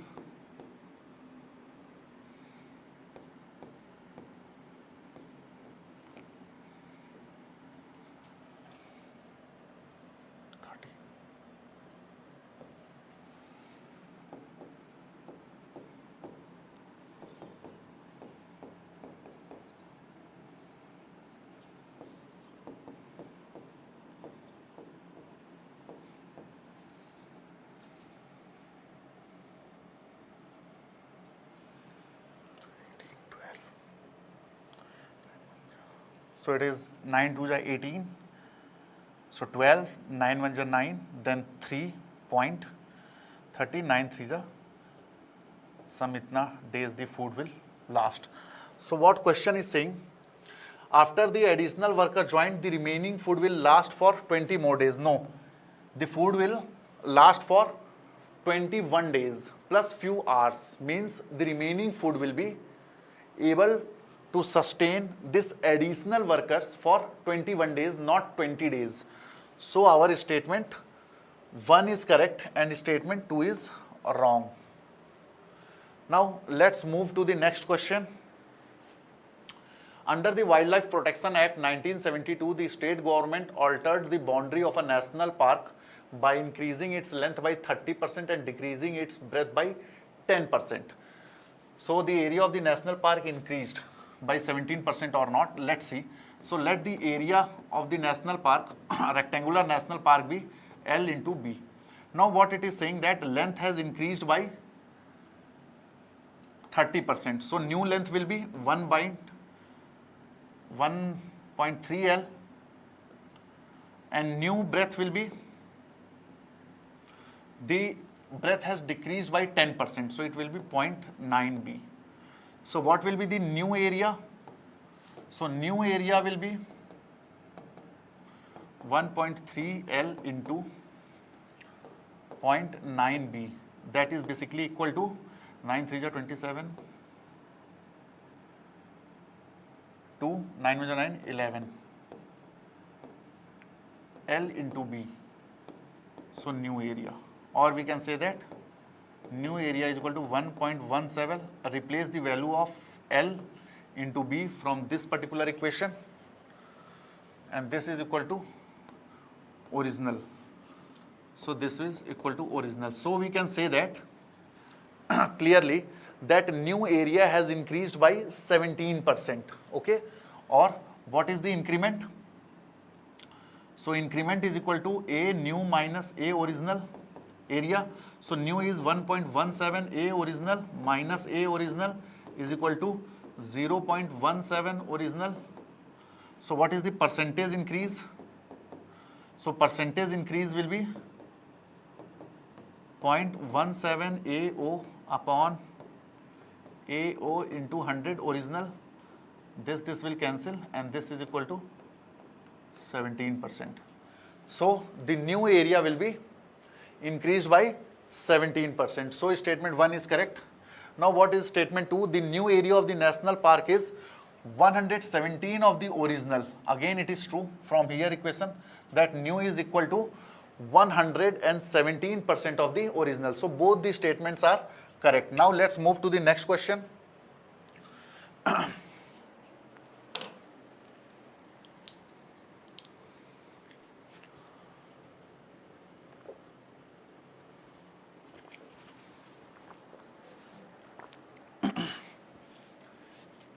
Three siblings, Ravi, Rani and Ritu, were born in 3 consecutive years. They noticed one day that the sum of their ages exactly matched the product of their ages. So how many such set of consecutive ages are possible? So let's say they were born in 3 consecutive years. So let the year be x minus 1, x and x plus 1. Okay. So these are the 3 consecutive years, x minus 1, x and x plus 1. Now what they are saying, they noticed one day that the sum of their ages exactly matched the product of their ages. So what is the sum of their age? X minus 1 plus x plus 1 is equal to the product of their ages, that is x into x minus 1 into x plus 1. Now let's solve here. Minus 1 plus 1 will cancel out. 3x is equal to x into this x will cancel out. So 3 is equal to x square minus 1 or x square is equal to 4 or x is equal to plus minus 2. So we will take the value of plus, that is x is equal to 2. So if here we are going to put the value of x is equal to 2, so here will be 1, 2 and 3. So only one set of such ages are possible. So answer is 1. Now you can check also 1, 2 and 3. If we are going to add, it will be 3 plus 2, 5 plus 1, 6. And if we are going to multiply 3 into 2 into 1, that is equal to 6. Fine. I think that it is clear. Let's move to the next question. A conservation project began in remote settlement with a fixed number of residents. However, due to government relocation plan, 25% of the population relocate to urban areas at the end of each year. Assuming no new settler arrive and no one is born or dies, then the population decrease by 25% annually. Okay, consider the following statement. So what does this particular question is saying? That let's cut short it. The question is simply saying that the population of a certain area is given, and after the end of every year 25% of the population is leaving that particular area. It means that how much are remaining at the end of each year? So 75%, or convert it into fraction. So it will be 75 by 100, or we can say that 3 by 4. So 3 by 4 is remaining.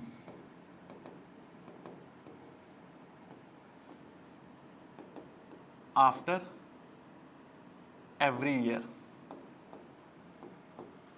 Fine. 3 by 4 is remaining. Now what question is saying? After 5 years, the fraction of the original population remaining is 243 by 1024. So at the end of each year, 3 by 4 is remaining. 3 by 4 into original population. Here it is n. So at the end of 1 year, how much population is remaining? So when n is equal to 1, that is at the end of 1 year, the total population remaining will be 3 by 4 of the original. At the end of 2 years, so it will be 3 by 4 square. That is equal to 9 by 16 of the original population will be remaining. Similarly, at the end of 5 years, it will be a 3, 3 is a 9, 3 is a 27, 3 is a 81 into 3, 243 upon, in case of 4, it will be 1024. So 1024 of original population will remain. Okay. So statement 1 is correct. Now what does statement 2 says? The ratio of the population remaining at the end of 3rd year. So what will be the amount of population which will remain at the end of 3rd year? So at the end of 3rd year, remaining population will be 3 by 4 cube of original, to that the end of 4th year is. So we have to find the ratio of third to fourth year. So for fourth year it will be 3 by 4 to the power 4 into original. Now we will solve. So original will cancel out. It will be 3 by 4, 3 into 3 to the power 4, and it will go up into 4 to the power 4. So this will cancel out by this will cancel out by this. So it will be equal to 4:3. So answer is 4:3 will be the ratio of the population which are left over after or 3 by 4 is the ratio of the population which will be left after end of third year and fourth year respectively. Now let's move to the second question, next question. Question number 35. A person took a gym membership plan that allowed them to buy the total cost in equal monthly installment without any extra fee. After paying 12 installment, they realized that they had already paid 75% of the total amount. So in this question, although this question assumed to be a question of simple interest, but this question is a question of percentage. Don't get yourself trapped into the language of the question, okay? Try to always search for the underlying concept. Fine. So in this question, 12 installment contribute to 75%. Okay, or we can say that 75% contribute to 12 installment. So 100% will contribute to 12 upon 75 into 100.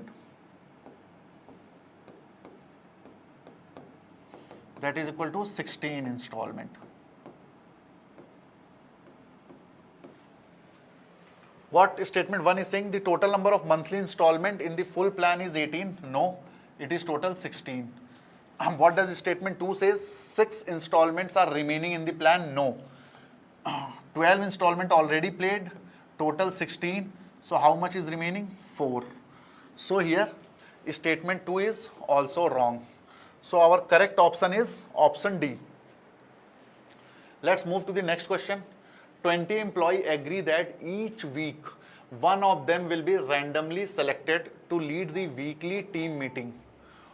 Over the course of year, how many times can a specific employee expect to be selected as the meeting leader? Now say in this question what it is saying, how many employees are there? Total employees are 20. And in a year, how many weeks are there? 52 weeks.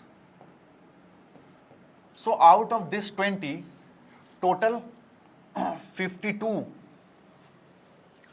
leaders have to be selected over a period of 1 year. Means 20 employees are there, and out of these 20 employees over a period of 1 year, 52 leaders have to be selected, because in question it is saying that for every week one leader will be selected among these 20. So now what has been asked, how many times can a specific employee expect to be selected as the meeting leader? We cannot say, because here no any relation has been given between selection and the number of employees. It might be possible for all 52 weeks. Means for all 52 times a same person can be elected again and again, again and again. It might be possible, or it might be possible that everyone get the equal chance. So nothing such information has been given in the question, so we cannot expect anything. So the answer to this particular question will be cannot be determined. Now moving to the next question. A selection is to be made for one post of senior manager. Okay. Senior manager for one post and 2 posts for manager. Okay. So this selection has to be done. Among the 8 candidates called for interview, only 3 are eligible for the post of senior manager. Okay. 3 are eligible for the post of senior manager. while all 8 are eligible for the post of managers. Fine. So it means that total 8 members were called, and out of these 8 members, 3 are eligible to be appointed for senior manager, and all 8 are equally eligible to be appointed for manager. So out of these 8, we have to select 1 person as a senior manager and 2 person as a manager. Now let's read further what question is saying. So statement 1, the number of ways to select 1 senior manager from the eligible candidate is 3. So in how many ways 1 person can be selected? So out of total 3, we have to select 1. So it will be 3C1, that is basically equal to 3 factorial upon 1 factorial into 2 factorial, that is equal to 3. So total 3 ways are there. So statement 1 is correct. Now the number of ways to select 2 managers from the remaining candidates. So now see here, if we will talk about the remaining candidate, so here in case of remaining candidate, total 8 were there, 1 got selected as a senior manager. How many are remaining? So only 7. So out of these 7, we have to select 2. So out of this 7, we have to select 2. So it will be 7 factorial upon 2 factorial into 5 factorial, that is equal to 7 into 6 into 5 factorial upon 2 into 5 factorial. 2 3s are 7 3 are 21 ways. So total 21 ways are there. So I think statement 2 is also correct. Now let's move to the next question. A basket hold 30 fruits, 15 are apple, 10 are bananas, and 5 are oranges. So in this basket, 3 fruits are there, apple, bananas, and oranges. How many apple are there? Total 15 apples. How many bananas? Total 10. And how many oranges? Total 5. Now, if a person start picking fruit from the basket one by one while blindfolded and without putting any bag, what is the minimum number of fruits they must pick to be certain of getting at least one of each type? So what is the case? Here case is that in this particular basket, total there are 30 fruits are there, out of which 15 are apple, 10 are bananas, and 5 are oranges. Now if a person has to pick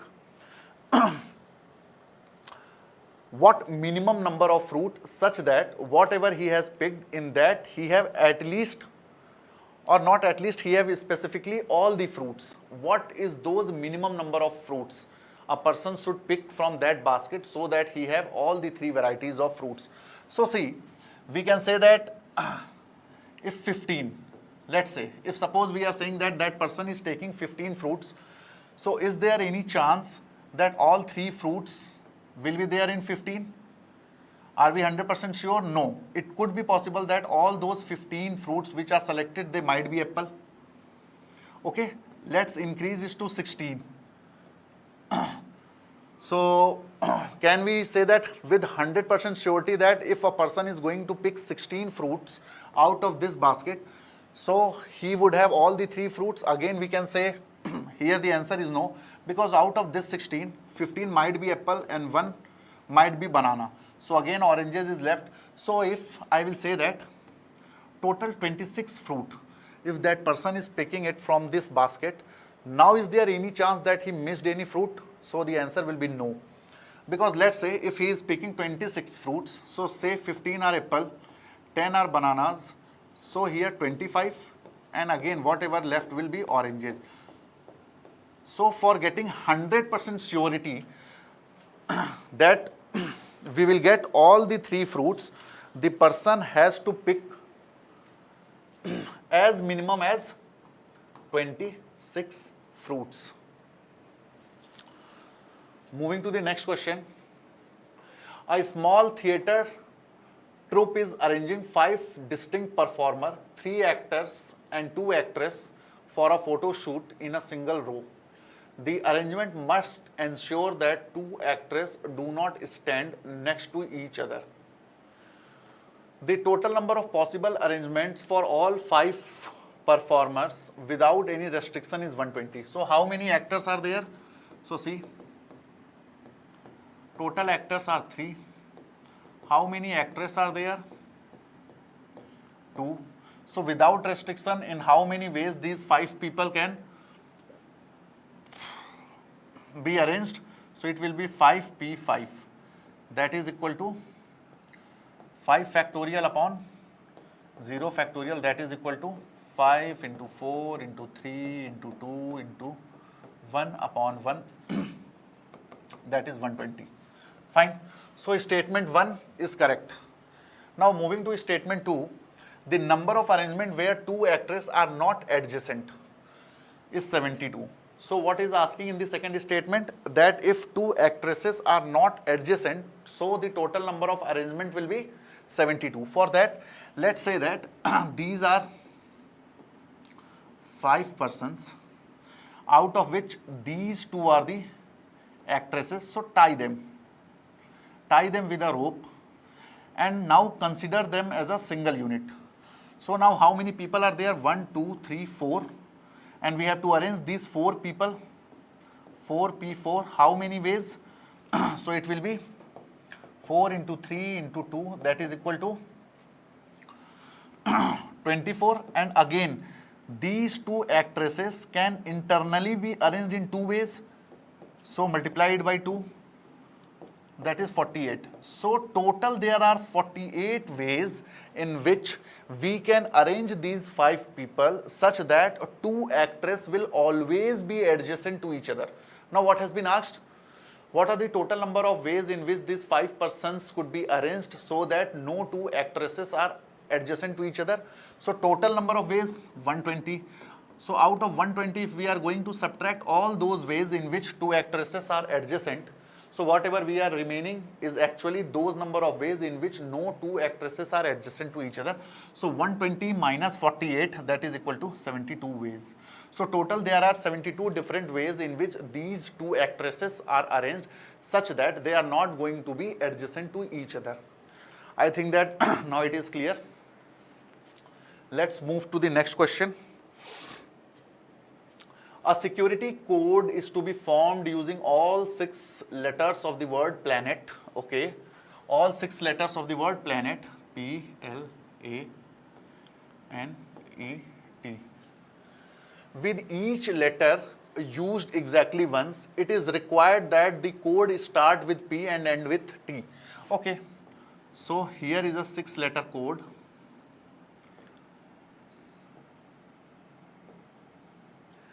So it will start with P and it will end with T. So in how many ways first and last space in the code can be arranged? Only one ways. However, remaining 4 ways can be arranged in 4 factorial way. So total answer will be 1 into 4 factorial into 1, that is equal to 4 into 3 into 2. That is 24 ways. So the number of such code is equal to the number of permutation of the remaining letters after fixing the first and last. Yes, true. We did the same thing. We fixed the first and the last. Statement 2, the number of such code is 1/20th of the total number of unrestricted 6-letter code that can be formed. So this is with restrictions. How many? It is total 24. Without restriction, it will be, we have all the 6 places empty and we have to arrange these 6 letter in this 6 places. So it will be 6 factorial. The value of 6 factorial is basically 120 into 6, that is 0, 6, 12, 2, carry 1, 720. Okay, so unrestricted way is 720. So is statement 2, the number of such code is 1/20th of the total number of unrestricted. 1/20th is 24 is 1/20th of 720. No, it is not. It is basically 1/36th. So statement 2 is wrong. Only statement 1 is correct. Statement 2 is wrong. Let's move to question number 41. Ravi is preparing gift envelope using currency note of the following denomination 20, 100, 250, 500 and 1000. He wants each gift envelope to contain a sum made by a combination of at least 3 different denominations, and no denomination should be repeated in any envelope. How many different total amount can Ravi prepare this way? So what this question is saying, Ravi has how many different denomination? 1, 2, 3, 4, 5.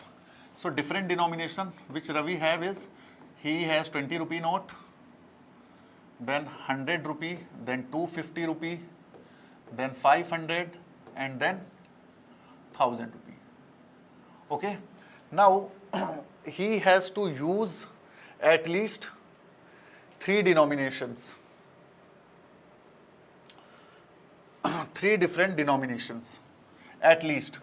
So it could be possible he can take 20, 100 and 250, or he can take 20, 250, 500, or 20, 500, 1000, or at least at least 3 denomination. It means that he can take 4 denomination also, or he can take 5 denominations also. So let's say if he is taking 4 denomination, then he can take 20, 100, 250, 500, or 100, 250, 500, 1000. So numerous cases are there. Let's calculate. First, let's take that he only take 3 denomination, then he take 4 denomination, and then he take 5 denomination. So what is the value in case of 3 denomination? Total how many denominations are there? 5. So 5C3. Here it will be 5C4, and here it will be 5C5. Add all this, we will get the answer. So here it will be 5 factorial upon 3 factorial into 2 factorial. Here it will be 5 factorial upon 4 factorial into 1 factorial. Here it will be 5 factorial upon 5 factorial into 0 factorial. Okay. So solve here. It will be 5 into 4 into 3 factorial upon 3 factorial into 2 factorial. It will cancel. It will is equal to 2. So here we are going to get 10 plus. Here it will be 5 factorial, means 5 into 4 factorial. So here we are going to get 4 factorial into 1. It will cancel out. Here we are going to get 5, and here it will be 5 factorial upon 5 factorial into 1. So here we are going to get 1. So 10 plus 5 plus 1 is equal to total 16 different combination Ravi will be in a position to make. Okay. Moving to next question. Question number 42. In a queue at movie theater, 5 friends, Riya, Sameer, Tanay, Umesh and Veer are standing in a line. Riya and Veer wants to stand exactly 2 people apart from each other. That is, there must be exactly 2 people standing between them. How many different arrangement of the 5 friends are possible such that this condition is satisfied? So see here, there are total 5, and between Riya and Veer, 2 people must be there. So we can say that Riya could be here and Veer could be here, or if Riya could be here, then Veer could be here. Reverse the situation, that is Veer could be here, then Riya could be here, or if Veer could be here, Riya could be here. So total there are 4 ways in which Riya and Veer can be arranged. Now how many remaining persons are there? 3. Sameer, Tanmay and Umesh. So 3 persons and 3 places, they can be arranged total in 3 factorial way. That is 3 into 2 into 1, that is equal to 6. So total number of ways will be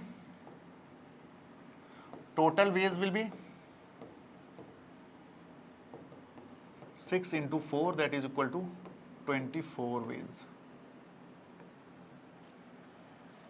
So 24 is the answer pertaining to this particular question. Moving to question number 43. Ravi sold 2 bicycles at the same price On one bicycle, he earns a profit of 25%, while on other, he incurs a loss of 25%. What is the overall result of these transactions? So I will tell you, in such type of question where selling price is same and person is making a profit and loss.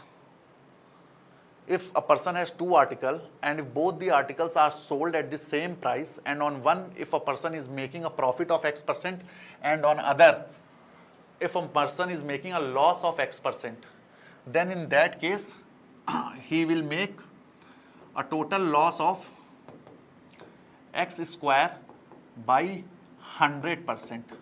So this is the shortcut formula for this particular question, but two conditions are there here. Selling price of both articles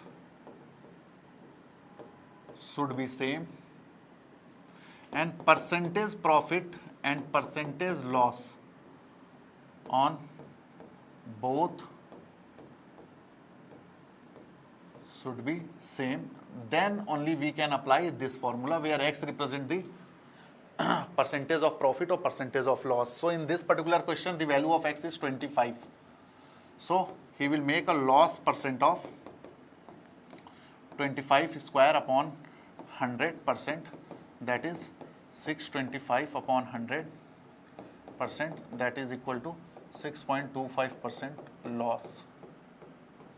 Okay, or we can solve this question by our traditional method also. So for that, what we have to do, again I am not going to solve in detail, but I will form the equation, rest I will leave it to you. Okay.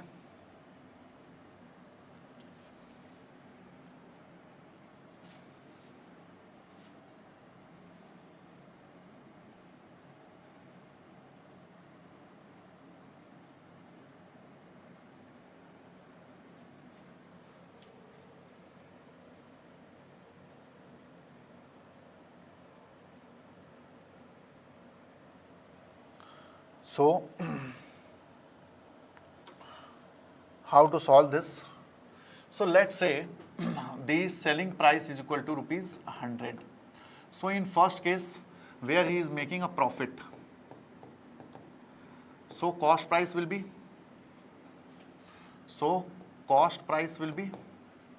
equal to selling price upon 1.25, that is equal to 100 upon 1.25,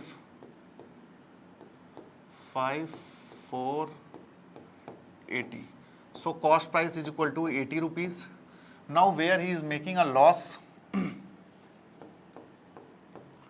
so cost price is equal to 100 upon loss of 25% means 0.75, 25, 3, 4, 400,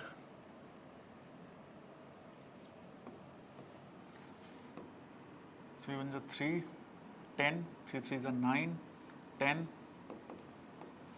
So in the second case, cost price was 1333.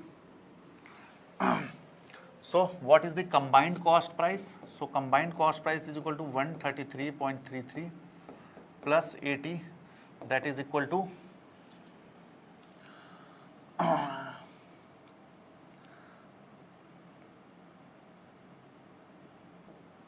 213.33 cost price. Selling price is equal to 200 because 100 for this and 100 for this. So what will be the loss here?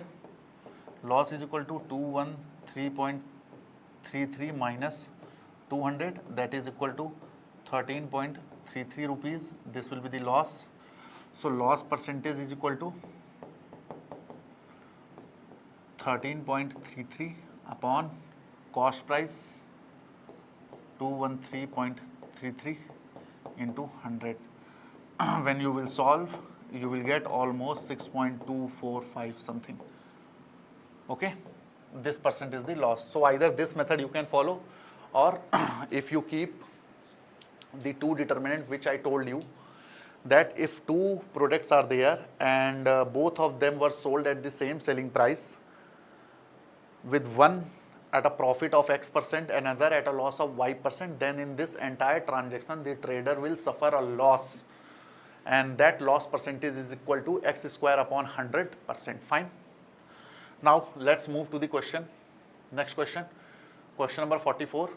A merchant sell a gadget for rupees 60, earning a certain percentage of profit. Okay, so first case is selling price is 60 and he is making some profits, let's say profit.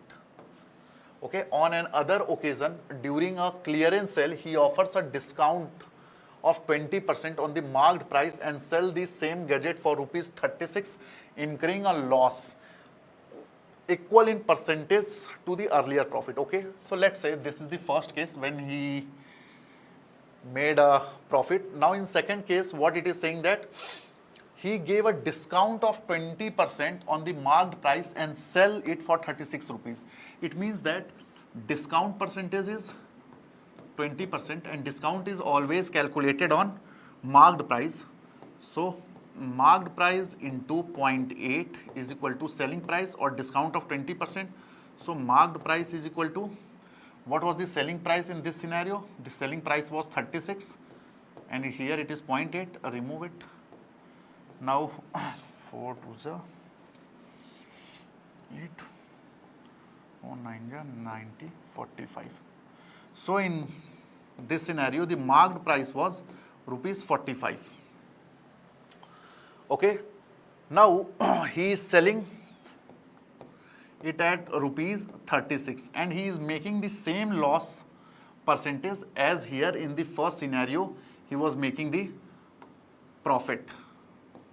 So second case, let's say the cost price be equal to X. So in first scenario profit will be equal to 60 minus X upon X into 100, and here he is making a loss and loss percentage is equal to the profit percentage. So here loss percentage will be equal to X minus 36 upon X into 100, because both loss and profit are calculated on cost price. So 100 will cancel out, X will cancel out. So here it will be 96 is equal to 2X. So X is equal to 48 rupees. So cost price is equal to 48 rupees and the market price we have calculated to be 45. So this is our calculation. Now start reading the option. The cost price of the gadget is 45. No, 45 was the market price. Cost price was 48, we have just now calculated, and the marked price of the gadget was 48. No, it is 45, means both the informations were reversed, because of which both these statements are wrong. Okay, moving to the next question. What question is saying? During a clearance event, the price of a jacket is reduced by 20%. A week later, the store applies an additional 15% discount on already reduced price. Finally, due to limited stock, the price is increased by 25%. What is the overall percentage change in the final price compared to the original? So basically, these are the questions of successive discounting or successive percentage. So let's say the original price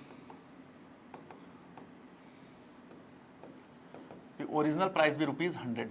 Now, during a clearance sale, the price of jacket is reduced by 20%. So it means that now the price will be 0.8, that is equal to 80 rupees. A week later, the store applies an additional discount of 15%. So additionally 15% discount. So again multiply it by 0.85, because 15% discount. So what will be here? So 0.85 into 8. 8 5s are 40, 4, 64, 68. So now its price will be 68. Again, finally, due to limited stock, the price is increased by 25%. Now again this 68 is increased by 25%. So what will be the price? 125 into 68, 8 5s are 40, 4, 8 2s are 16, 420, 2, 8,000, 6 5s are 30, 3, 6 2s are 12, 3 15, 5, 6, yes 7. So here it will be 0, 0, 5 and 8, 125, so 85. So again the price will be rupees 85. Okay. So what is the overall percentage change in the final price? So see, finally we have started the journey with rupees 100 and now we are ending with rupees 85. So what is the percentage change? So here the change is of 15 and percentage change is 15 upon 100 into 100%, that is equal to 15%. So percentage change is 15%. Fine. Let's move to the next question. A shopkeeper lists a backpack at rupees 960. He offers a 15% discount to the customer who pay UPI. Okay. Even after giving the discount, he manages to earn 20% profit on the backpack. What is the cost price of the backpack? So let's say a shopkeeper lists a backpack with rupees 960, means marked price is equal to rupees 960. He offers a 15% discount. It means that selling price is 960 into 0.85 because 15% is the discount. Let's calculate here. 960 or leave this 0. Here it will be 96 into 8.5. So 96 take a 0, 3, 45, 48, 8, 6, 3, 45, 48, then 8, 48, 4, 72, 76. So it will be 0, 1, 11. So it will be 816. So selling price will be 816, and even after giving the discount, he manages to earn 20% profit. So now cost price is equal to this selling price upon 20% means 1.2 divided by 12. So what we are going to get?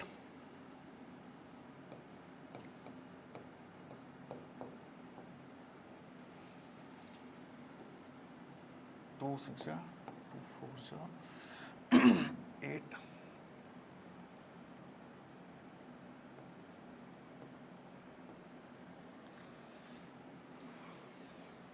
I think that we have committed some calculation mistake. Let's recheck it. Some calculation mistake occurred. Let's see the equation once again.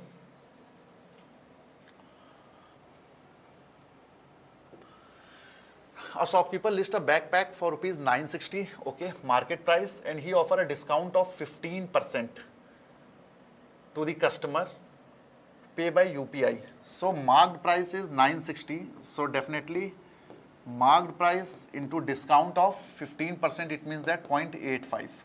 This will be selling price. So let's calculate it. 96 into 8.5. So multiplied 5 6 30, 3 45, 348, and then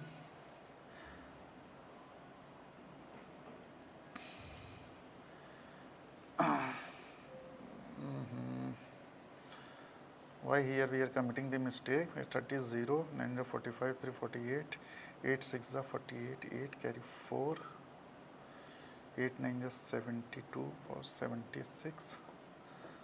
So 8 8 16, 6 carry 1, 6 14, 1 11, 8. So it is 8 1 16. So selling price is this. So what will be the cost price? Cost price is equal to selling price upon profit. So profit here is 20%. It means 1 by 2. So here it will be 8 1 16 upon 1.2 12. Okay. So here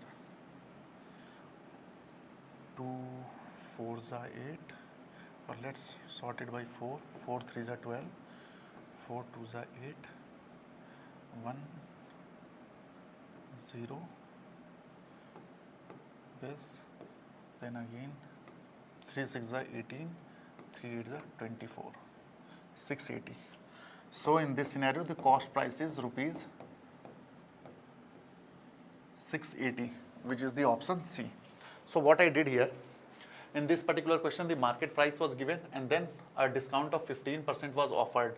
So from there we know that market price, discount is always calculated on market price. So here 960 into discount of 15%, so remaining amount is 0.85 is equal to selling price. Once we calculated the selling price, we know the cost price into profit. Profit is 20%, means 1.2. This is equal to selling price. So from here we calculated the cost price. Selling price was calculated to be 816 upon 1.2. From here cost price was calculated to be 680. Fine. So let's move to the next question. Question number 47. Ravi runs a small juice stall. He buys pure mango pulp at rupees 200 per liter. To increase his profit, he mixes some free water into the pulp. He then sells the diluted mango juice at the original price of 200 per liter, just like pure mango pulp. Consider the following statement. Ravi should mix 1 liter of water with 4 liter of pulp to gain 25%.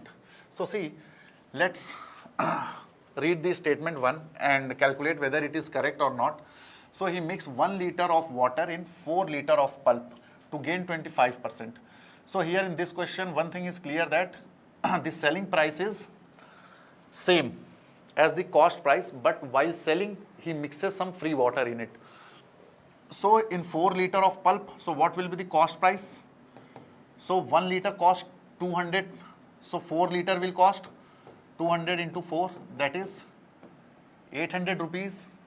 However, if we will talk about the selling price, so selling price is of 4 liter plus 1 water which is freely available. It means that 5 liter, and he is selling at the same selling at the same price as the cost price. So 5 into 10, that is 1000. So what is the profit? Profit here is almost, or profit here is 200. So profit percentage is equal to 200 upon 800 into 100. Let's see whether it is correct or not. So 25. Yes, it is correct.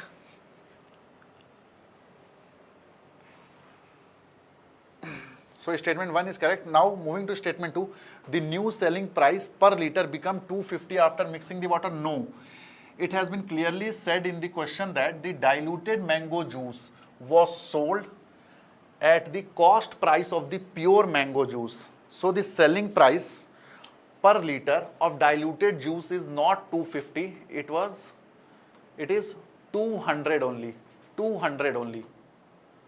So statement 2 is wrong. Now moving to the question 48. What question 48 is saying? 2 glasses of equal volume are respectively half filled and 3/4 filled with milk. Means 2 glass, let's say glass 1. So what is milk and water? And here it is glass 2. What question is saying? 2 glasses of equal volume are respectively half and 3/4 filled with milk. Half and 3/4. Each glass is then filled to the brim by adding water. So here half is the milk, so only half water can be added. Here 3/4 is the milk, so 1/4 of the water can be added. Fine. Then the content of both the glasses are poured into a single vessel. Now consider the statement. What does the statement is saying? So statement 1, the total quantity of milk in the vessel is 5/4 of the original glass volume. So here it is 3/4 plus 1/2, take the LCM 4, here it will be 3, here it will be 2, that is 5/4. So 5/4 of the original volume, statement 1 is correct. What is statement 2? The ratio of the milk to water in the vessel is 5:3. So here the milk is 5:4 and here what is the milk? 1 by 4 plus 1 by 2, take the LCM, it will be 4, so 1 plus 2, that is equal to 3 by 4, is the total water content. So the ratio of milk to water, so milk to water, milk is 5 by 4 and water is 3 by 4, so this 4 will cancel out,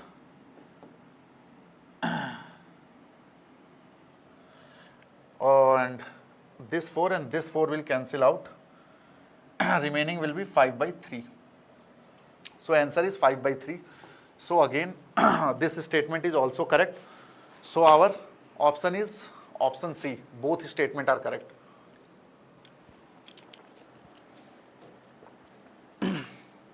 Now moving to next question. A vessel contains 48 liter of pure juice. In each operation, 6 liter of mixture are removed and replaced with 6 liter of water. So out of this 48 liter, in each operation 6 liter are removed. So how much is remaining? 42 out of 48, or we can say that, just sort it out. So it will be 21 upon 24, then 7 by 8.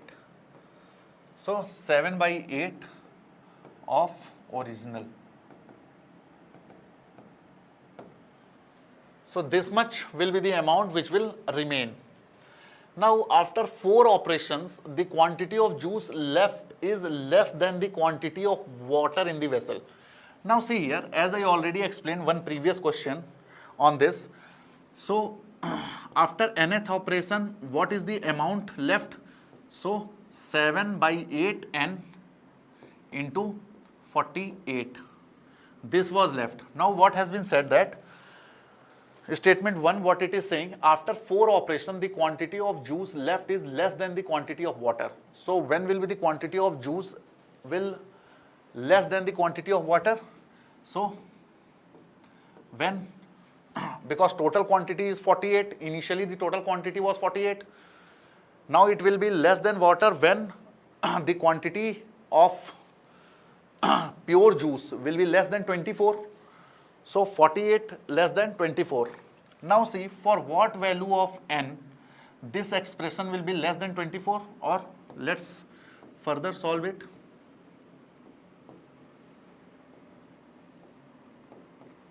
For what value of n this 7 by 8 is less than half. So when you will solve, you will get for n is equal to 6. The value is almost 0.441. So after nth operation or after 6th operation, not the 4, the value of pure juice in this container will be less than water. So statement 1 is wrong. After each operation, the amount of juice are reduced by a factor of 42 by 48. In the very first line we have calculated this. So statement 2 is correct. So our option is option B. Let's move to the next question. Aryan and Kabir invest in a joint venture for same duration. Okay, Aryan invest 14,000 more than Kabir. So let's say that Kabir invested X rupees. So Aryan invested 14,000 plus X. Okay, Aryan and Kabir invested in a joint venture for same duration. Aryan invest 14,000 more than Kabir. The total profit is 2,000 and Aryan's share of profit exceed Kabir by 400. Sorry. So see here, in this question of partnership, what we have to do, the profit is going to be distributed among the member in the ratio of their investment. Okay. So here see, what we see, the share of Aryan is more in investment because they both are investing for the same time duration. But here the capital of Aryan is more, so we can say that the investment done by Aryan will be more, and because of which Aryan is getting profit of 400 extra than Kabir. So what is the total profit? Total profit is 2,000, out of which Aryan is getting 400 extra than Kabir.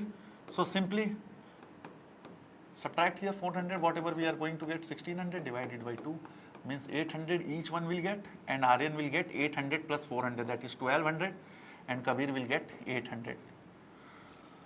Now consider the following statement. Kabir invested rupees this and Aryan invested rupees this much, 30,000, 16,000. Let's calculate. So here it will be 14,000 plus x upon x is equal to the ratio of their investment is equal to the ratio of their profit sharing. What is the ratio of profit sharing? 1200 upon 800. This will cancel out. 4342. So here it will be 28,000 plus 2x is equal to 3x. So this will go that side. So the value of x is equal to rupees 28,000. So Kabir invested rupees 28,000 and Aryan invested 28,000 plus 14, that will be 42,000.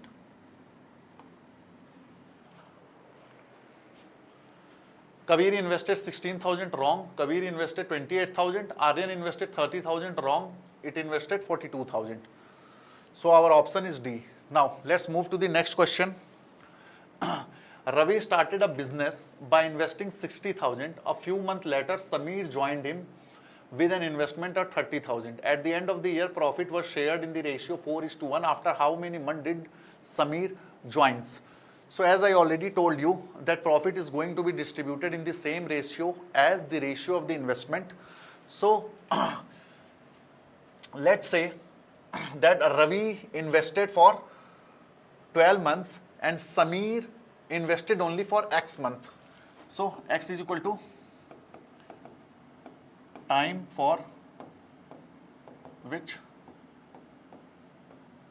Sameer invested. So here the investment done by Ravi is 60,000 into 12 upon investment done by Sameer 30,000 into X, and this is going to be shared in the ratio 4:1. 4:1. Okay. So this 0 will cancel out.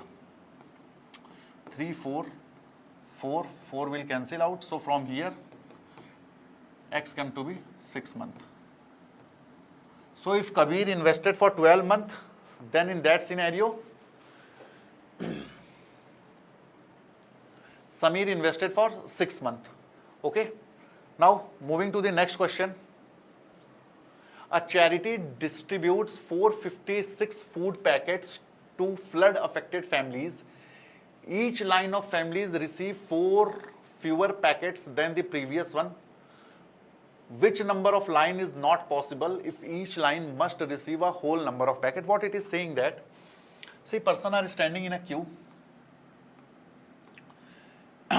However, the number of person in each line is 4 less than the previous one. So how many lines could not be possible in such arrangement? What is the arrangement? Arrangement is that total number of packets are 456. Okay. So let's solve this question with the formula of summation. So as we know that Sn is equal to n by 2, 2a plus n minus 1 into d. And this is given is equal to, total packet is equal to 456. Okay. So let's say that the total lines are 3. So we will calculate the total line for 3, 4, 5 and 6. What we will observe that, see, for taking n is equal to 3, it will be 3 by 2 into 2a minus 4 n minus 1 is equal to 456. Because here, see, in question it is given that each line receives 4 less packet than the previous one. So here d is equal to minus 4. I think that now it is clear. So for n is equal to 3, sort it by 3, 15, 3 2s are. So from here the value of 2a is equal to 3, 3 minus 1, that is equal to 2, 2 into minus 4, minus 8. So here 152 into 2 plus 8, or a is equal to 304 plus 8, 312, a is equal to divided by 2, that is again okay. Similarly, check for n is equal to 4. check for n is equal to 6. What we are going to get, the value of a is exact number. Just like in this case, what we are going to get, the value of a 1, 11, 5, 10, 6, 156. So in case of n is equal to 4, we will get the value of a to be integer. In case of n is equal to 6, we will get the value of 4 to be integer. But in case of n is equal to 5, we are not going to get the value of a as integer. It means that 5 number of lines are not possible. Either the lines could be 3, lines could be 4, or lines could be 6.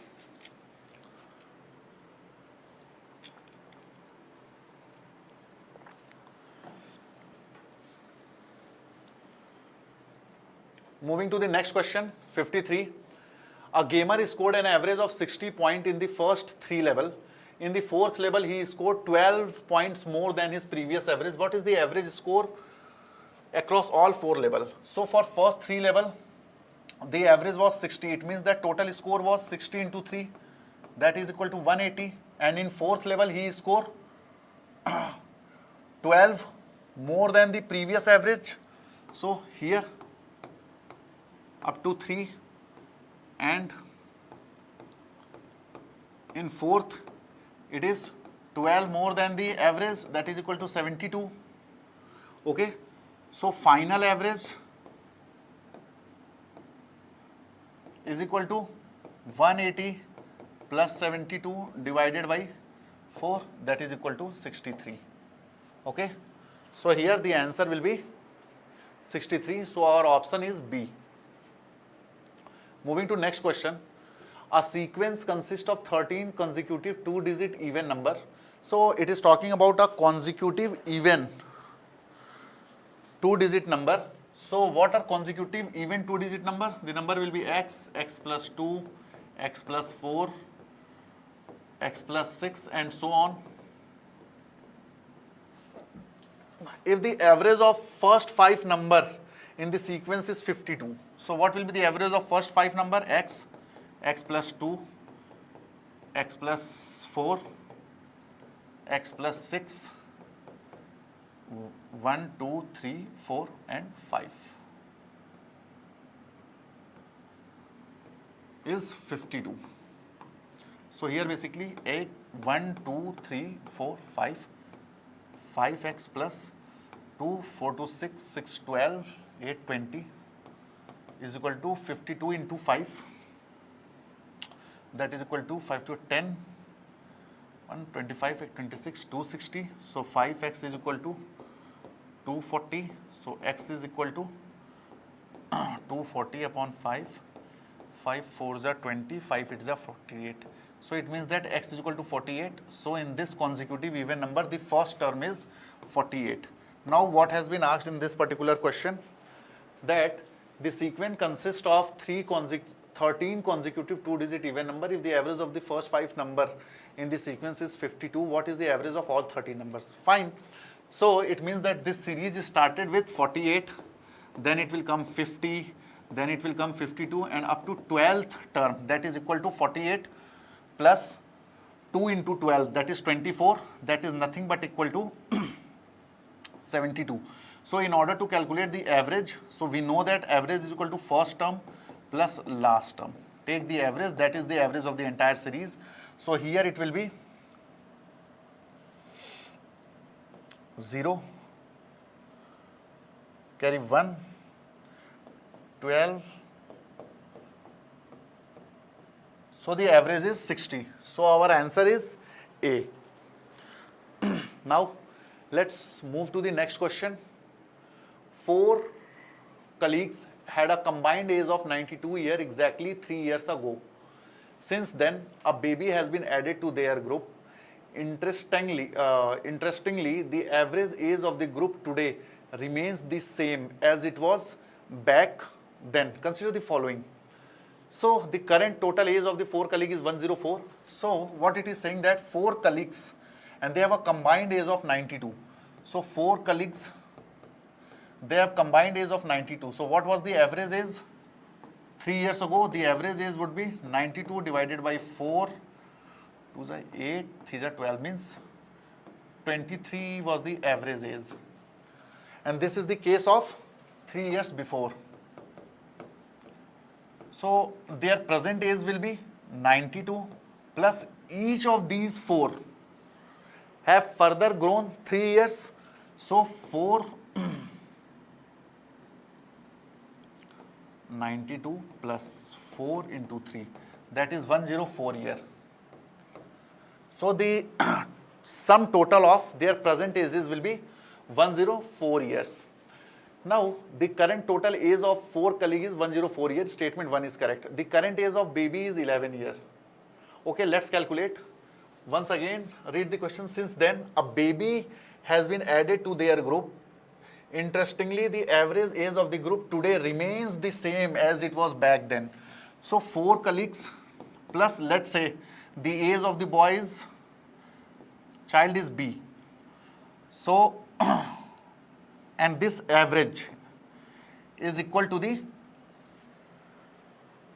the average age of the group remains the same as it was 3 years before. So the average is what we have calculated. 3 years before, the average age was 23. So 23. What is the combined age of 4 colleagues? Now 104 plus boy is equal to 115 years. So the age of the child or boy is 115 minus 104. That comes out to be 11 years. So statement second is also correct. The current age of baby is 11 years. True. The current total age of 4 colleagues is 104 years. Select the correct answer from the option. No, it is wrong. Here it is C. Option C. Both statement 1 and 2 are correct. Now moving to the next question. In a warehouse, 2 workers, Rahul and Samir, are tasked with the packing item. The number of items packed by each of them is always a multiple of C. So multiple of 6. So let's say Rahul packs 6R item and Samir pack 6S item. Based on this, which of the following statement is not necessarily true? Consider the following statement. The product of the number of items packed by both is divisible by 36. So the product of the item will be 6R into 6S, that is equal to 36 into R into S. So yes, the product of the item, the product of the number of items packed by both is divisible by 36, true. So statement 1 is correct.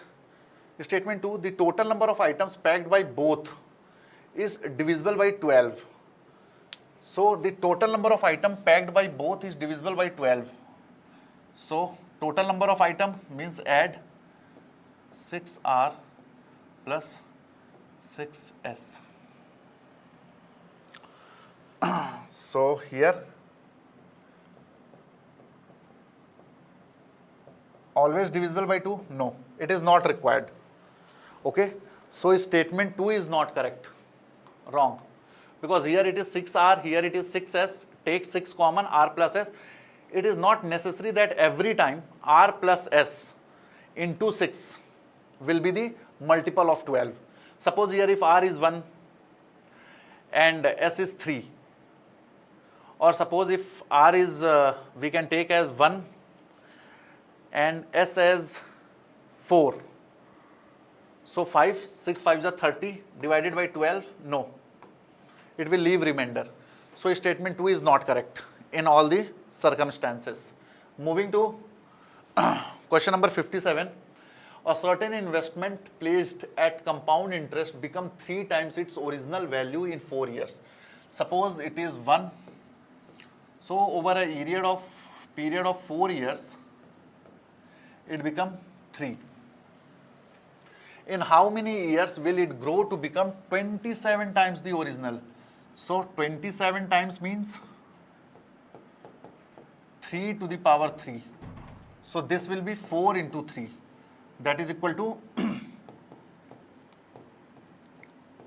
12 years. So answer is 12 years. Okay. So these are the things which you people have to keep in your mind while solving the question. Question number 58. A man decided to distribute rupees 42 lakhs between his two sons, aged 10 and 17, such that both would receive the same amount when they turn 22. The amount is to be invested at simple interest rate of 8% per annum until each son turns 22. How much should the elder son receive immediately? So what question is saying? Suppose it is 42 lakh rupees. Now, elder son and younger son, when they both becomes or when they both attain the age of 22, they will get the same amount. So, and rate of interest is same for both, 8% per annum. Here also rate is 8% per annum. Here time is, it is already 17, so he will become 22 only in 5 years. However, he is of 10, he will become 22 in 12 years. So suppose if he is getting X amount out of 40 lakhs, so he will get 42 minus X. So what is the simple interest? Simple interest, we know that P into R into T by 100.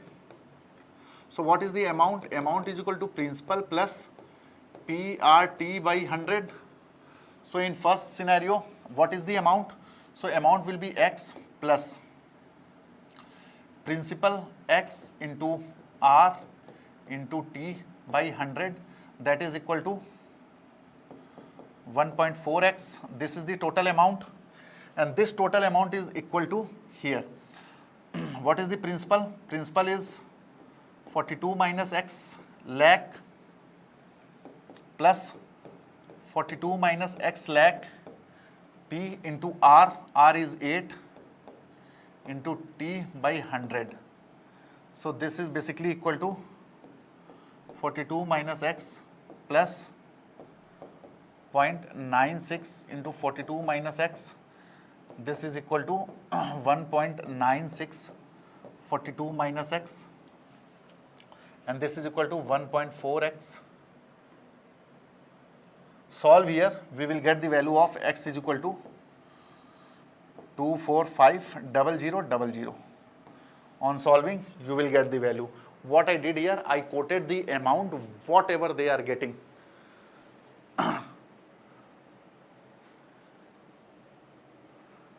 The amount they are going to get is same. Okay. So I have quoted. On solving the equation, you will get the answer. Let's move to the next question.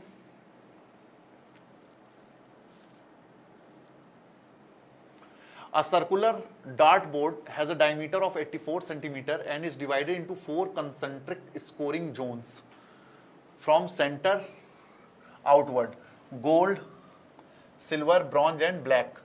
The gold zone has a radius of 14 centimeter. So this is basically the dashboard, okay, or dartboard with diameter 84. It means that a radius of this will be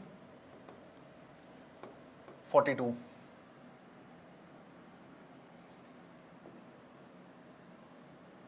This is total 42 centimeter. The gold zone has a radius of 14 centimeter. This is gold zone. It has a radius of 14 centimeter. While the other 3 zones have equal width. Fine. If a dart lands randomly on the board, what is the probability that it lands in the gold zone? So probability of landing in the gold zone. So what is probability? Probability is equal to the actions which are done with given restrictions in the question upon the total number of ways in which that particular event can be done without any restrictions. So here, without any restriction, the dart can land across anywhere in this board. So that is pi r square, the area, that is pi r square. And for it to be fall in gold zone, it will be pi r square. What is the radius? 14. So this will be the probability of occurring the event. Pi will cancel out. Then 14 into 14 upon 42 into 42. 14 3s are 42, 14 3s are 42, so the probability is equal to 1 by 9. I think that now it is clear. Let's move to the next question.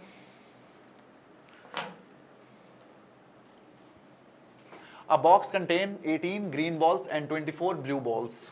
Okay, so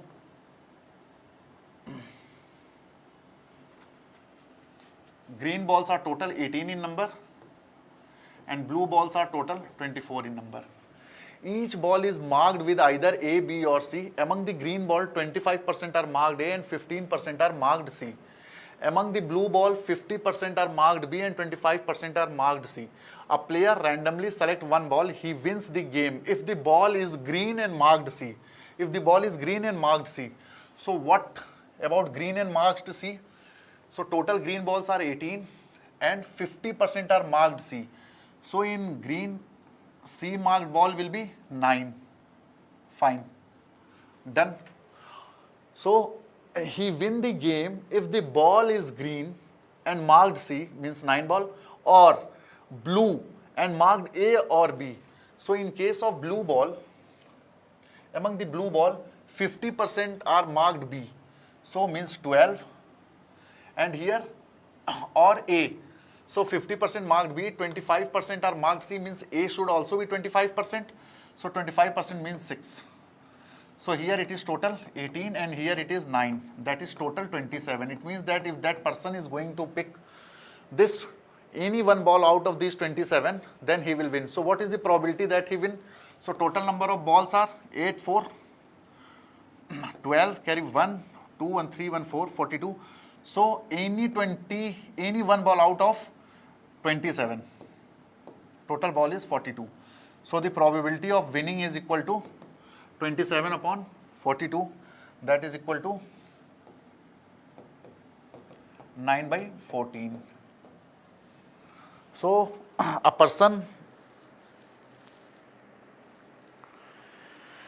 will win if he will pick any ball out of this 27 from total 42 ball. So the probability of winning is 9 by 14. Now let's move to the next question. In a class of 16 students, 9 are boys and 7 girls. The teacher randomly distributes 6 marker, 5 crayons and 5 sketch. So total students are 9. 6 plus 5 again 16 and 16. Fine. Total students are 16 and total things which are distributed or which has to be distributed are also 16. Given one item to each student such that each student receive exactly one item. Now consider the following statement. The probability that randomly selected student is boy. So first of all, what is the probability of boy? So the probability of being boy is equal to 9 out of 16. Who receive either a crayon or a sketch. So probability of either crayon or sketch is 5 plus 5 means 10. 10 by 16. So here boy, crayon or sketch. Now the probability of selecting a boy who have either crayon or sketch will be 9 by 16 into 10 by 16, that is equal to 90 upon 256, that is equal to 45 upon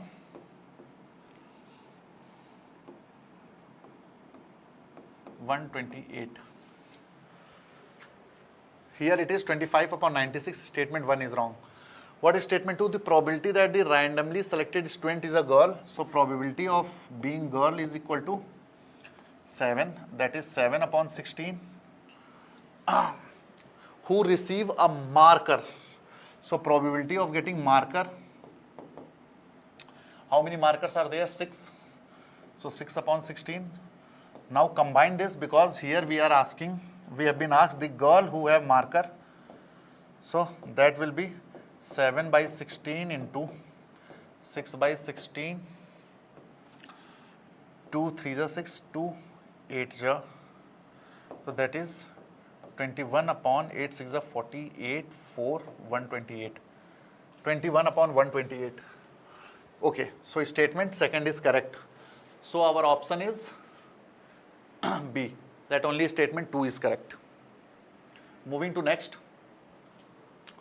A secure vault is protected by a unique 3-digit code where code must have no repeated digit. The first digit cannot be 0. Okay, so it's a 3-digit code.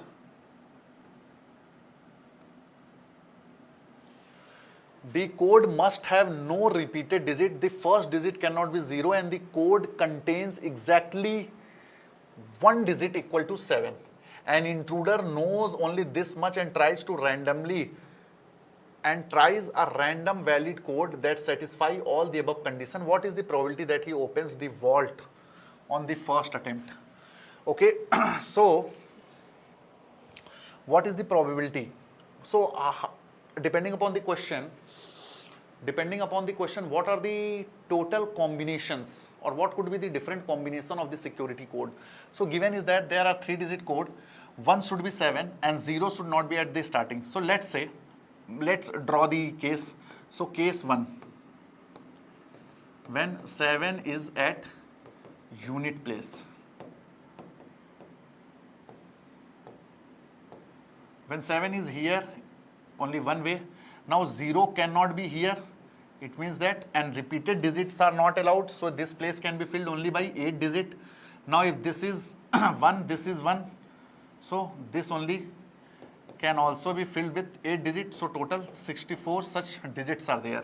Case 2, or total 64 such combinations are there. Case 2, when 7 is at tens place. Again 7 here, it means that only one way. Now 0 cannot be here, 1 here is 7, so it can again be only 8 ways, and since 2 digits are occupied, so this could be also filled by only 8 ways. So again total ways are 64, or the total different combination which we are going to get will be 64. Again case 3, when 7 is at hundreds place.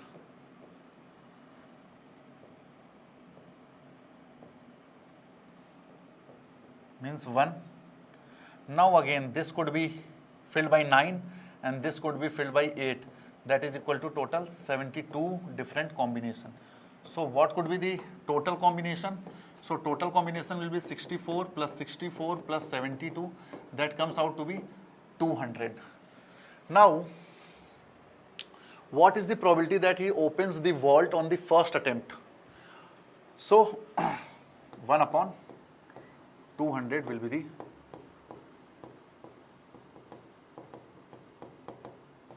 probability.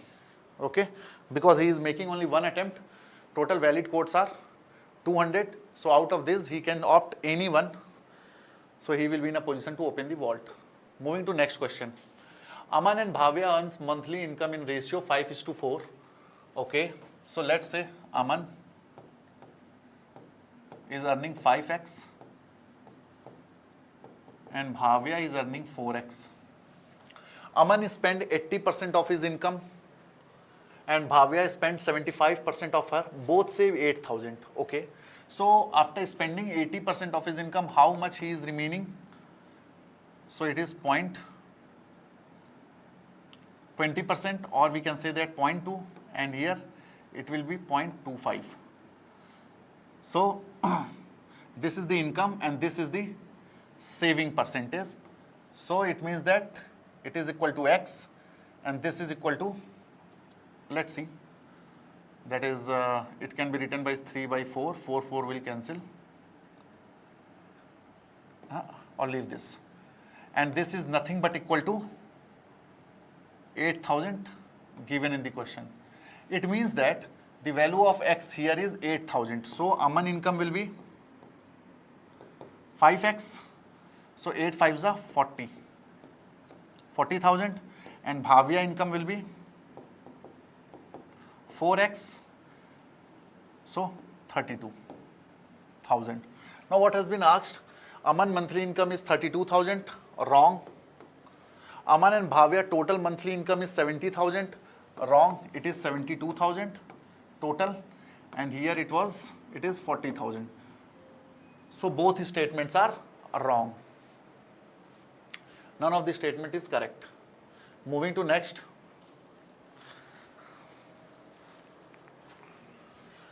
A factory produces custom gear that need to be packed in the boxes of 7, 8, 9 and 10 units respectively. 7, 8, 9 and 10. Okay. Due to packaging constraint, the manager wants that smallest possible number of gear such that when packed in any of the 4 box size, exactly 5 gears are left unpacked. What is the minimum number of gears the manager must produce? So exactly it should be greater than 1200, and whenever the manager is trying to pack, 5 gears are left unpacked. So what is the minimum number of gears? So take the LCM of this. So what we are going to find, 7, 8, 9, 10. Take the LCM, 2, 5. Again, is there anything we are going to find? No. So 5 into 4, 20 into 2, 40, 40 into 63. So what is going to get? 0, 4 3 are 12, 2 carry 1, 4 3 are 24, 25. So 2520 is the LCM, and since this is greater than 1200, it means that it is okay. And plus remainder what he is going to get, exactly 5 gears are left unpacked. So add 5 here. So what we are going to get? 2525. So it means that this 2525 is the minimum number of gears the manager must produce. Okay. A factory produces custom gear that needs to be packed in the boxes of 7, 8, 9 and 10 units respectively for different clients. Due to packaging constraint, the manager wants the smallest possible number of gears such that when packed in any of the 4 box size, exactly 5 gears are left unpacked. So what I did, I have taken the LCM of this, and 5 gear have to be left unpacked. So added 5 in this. We are done with the question. Question number 65. In a coding competition, 4 developers use different encryption algorithm. The time in millisecond taken by their algorithm to encrypt a standard block of data is as follows. So developer A took 2 to the power 32 millisecond, developer B took 3 to the power 16, C took 4 to the power 14, and A took 8 to the power 10, or D took 8 to the power 10 millisecond. Now the developer D's encryption time is faster than developer C. So let's see developer D encryption. So first of all, here 2, 3 and 8, 4. These are the 4. Out of this, 2 to the power 32. Now 4, 14 can be converted into 2 square to the power 14, that is equal to 2 to the power 28.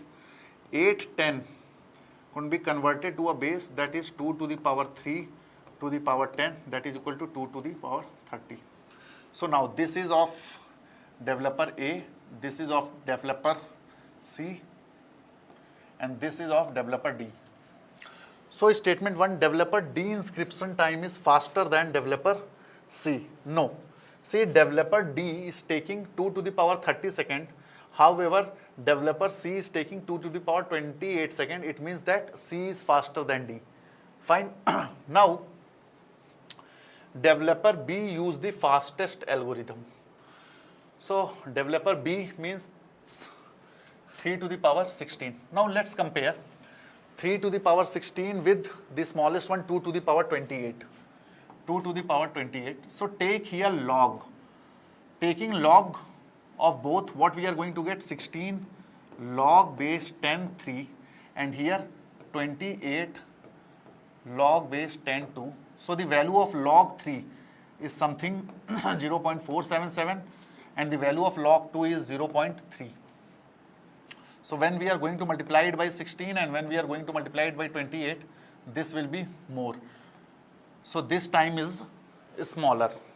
It means that among all these 4, developer B takes the smallest time. So developer 3 is the fastest one. Moving to next question. A school is organizing a drill parade with students standing in equal number of rows and column. It means that they are actually forming a square pattern. Fine. The school currently has 1150 students ready for the parade. At least 26 more students are needed to form a perfect square arrangement. So see, we have to check what is the closest perfect square. So what to do? It is almost 1100. So we know that 30 square is almost 900. So check 33 square. 33 into 33, that is 9, 9, 9, 9. What we are going to get? 9, 9, 9, 18. It is 1089. Again, take 34 square. 4 4 is 16. 1 4 3 12. 1 13. 3 4 is 12. 1 9 10. It is 5 1 1. So here it is 1150 and here it is 1156. So it means that if we are going to add 6 more students,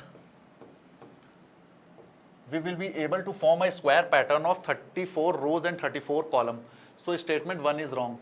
The total number of rows are 34. True. Moving to next question.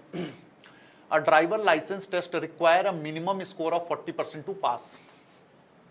Ravi attempted the test and managed to score 45 marks but was still 10 marks short of the passing score.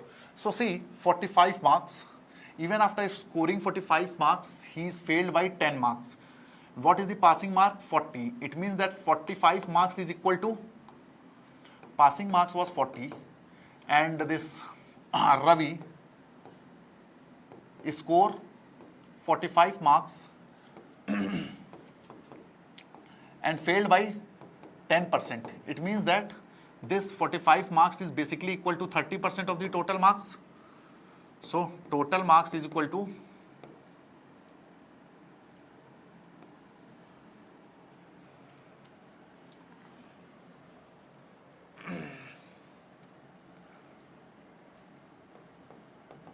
0.3 because 30% here, remove 0.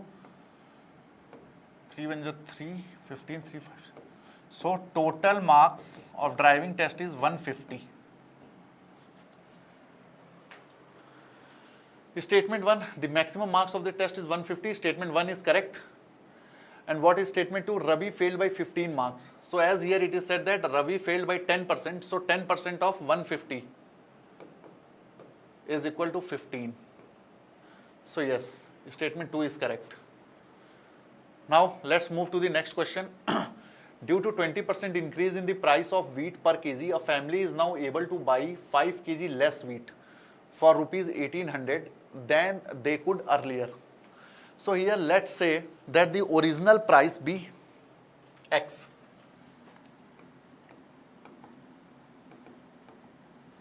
Original price be X. So what question is saying, because of 20% increase, so new price will become 1.2x. A family is now able to buy 5 kg less wheat for rupees 1800. So earlier how much they were buying of rupees 1800? So 1800 divided by x, because x was the original price of the rice and now at that point of time they have 1800. So how much rice they could buy? 1800 divided by x, and this was 5 more than now because of increased price. They are buying 5 kg less. So this was the original consumption and this was new consumption. Their new consumption was decreased by 5. So take the LCM here.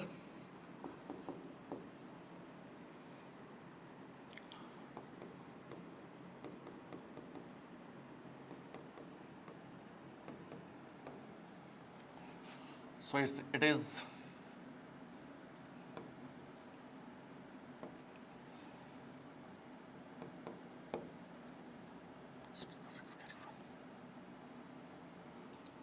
one.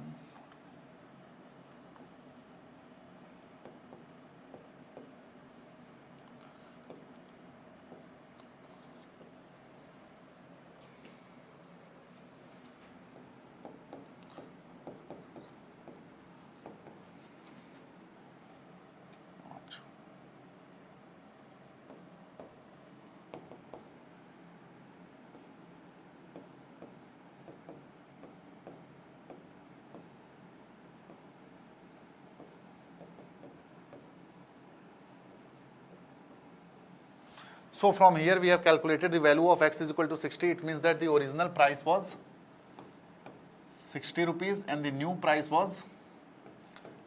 is 72 rupees.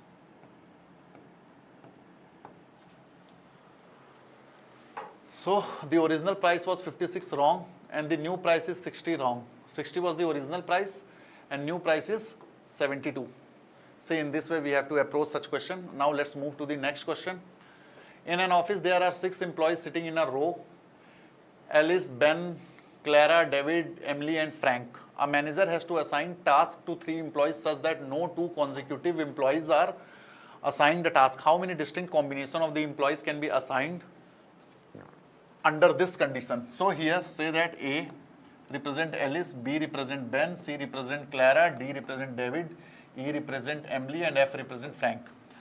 So a case is that manager assign the work to A, C and E. So one combination is A, C and E.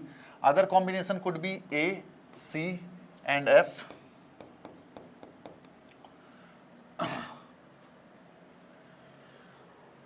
Or other combination would be A, C, E is done, A, C, F is done, A, D, F, A, then D, then F. So these are the 3. And then B, D and F. Only these are the combinations which are possible. Rest, there is no any other combination. Okay. So how many total ways are there? 1, 2, 3, 4. So answer is 4. Now moving to the last question of this video. Thereafter we are winding up. A security manager is designing 3-character access code for a smart locker in a fitness center. The code must be use exactly 1 vowel. So here the question is saying 3-character code.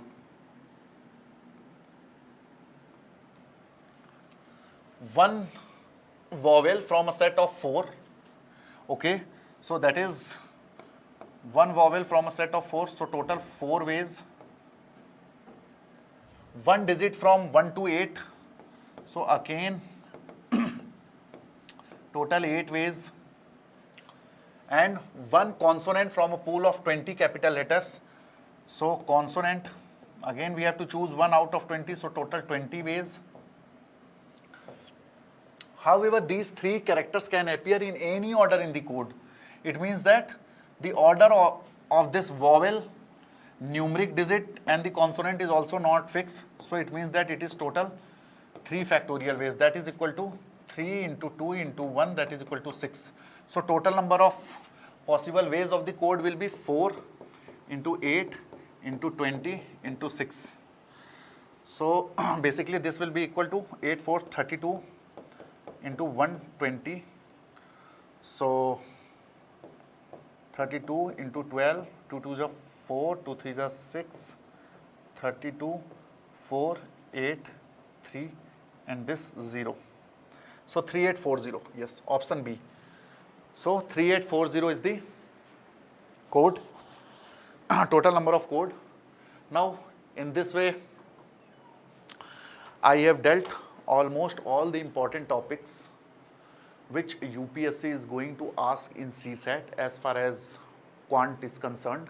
Now before ending this particular video, I would tell you that from next month onward we are going to start a series of CSAT in which we are going to focus upon 3 things: topic by topic conceptual clarity first. The second one will be the PYQs. We are going to pick up the PYQs topic wise since 2011 or 2013. And third one is the practice questions. Again, those questions will be topic based and my video will also be there. We are planning to launch this particular series of CSAT from next month onward. The detail will be communicated to you people. However, the class will be thrice in a week. Fine. So by this, I am ending this video. Hope it was helpful or it is helpful to all of you in revising the important concept. Thank you.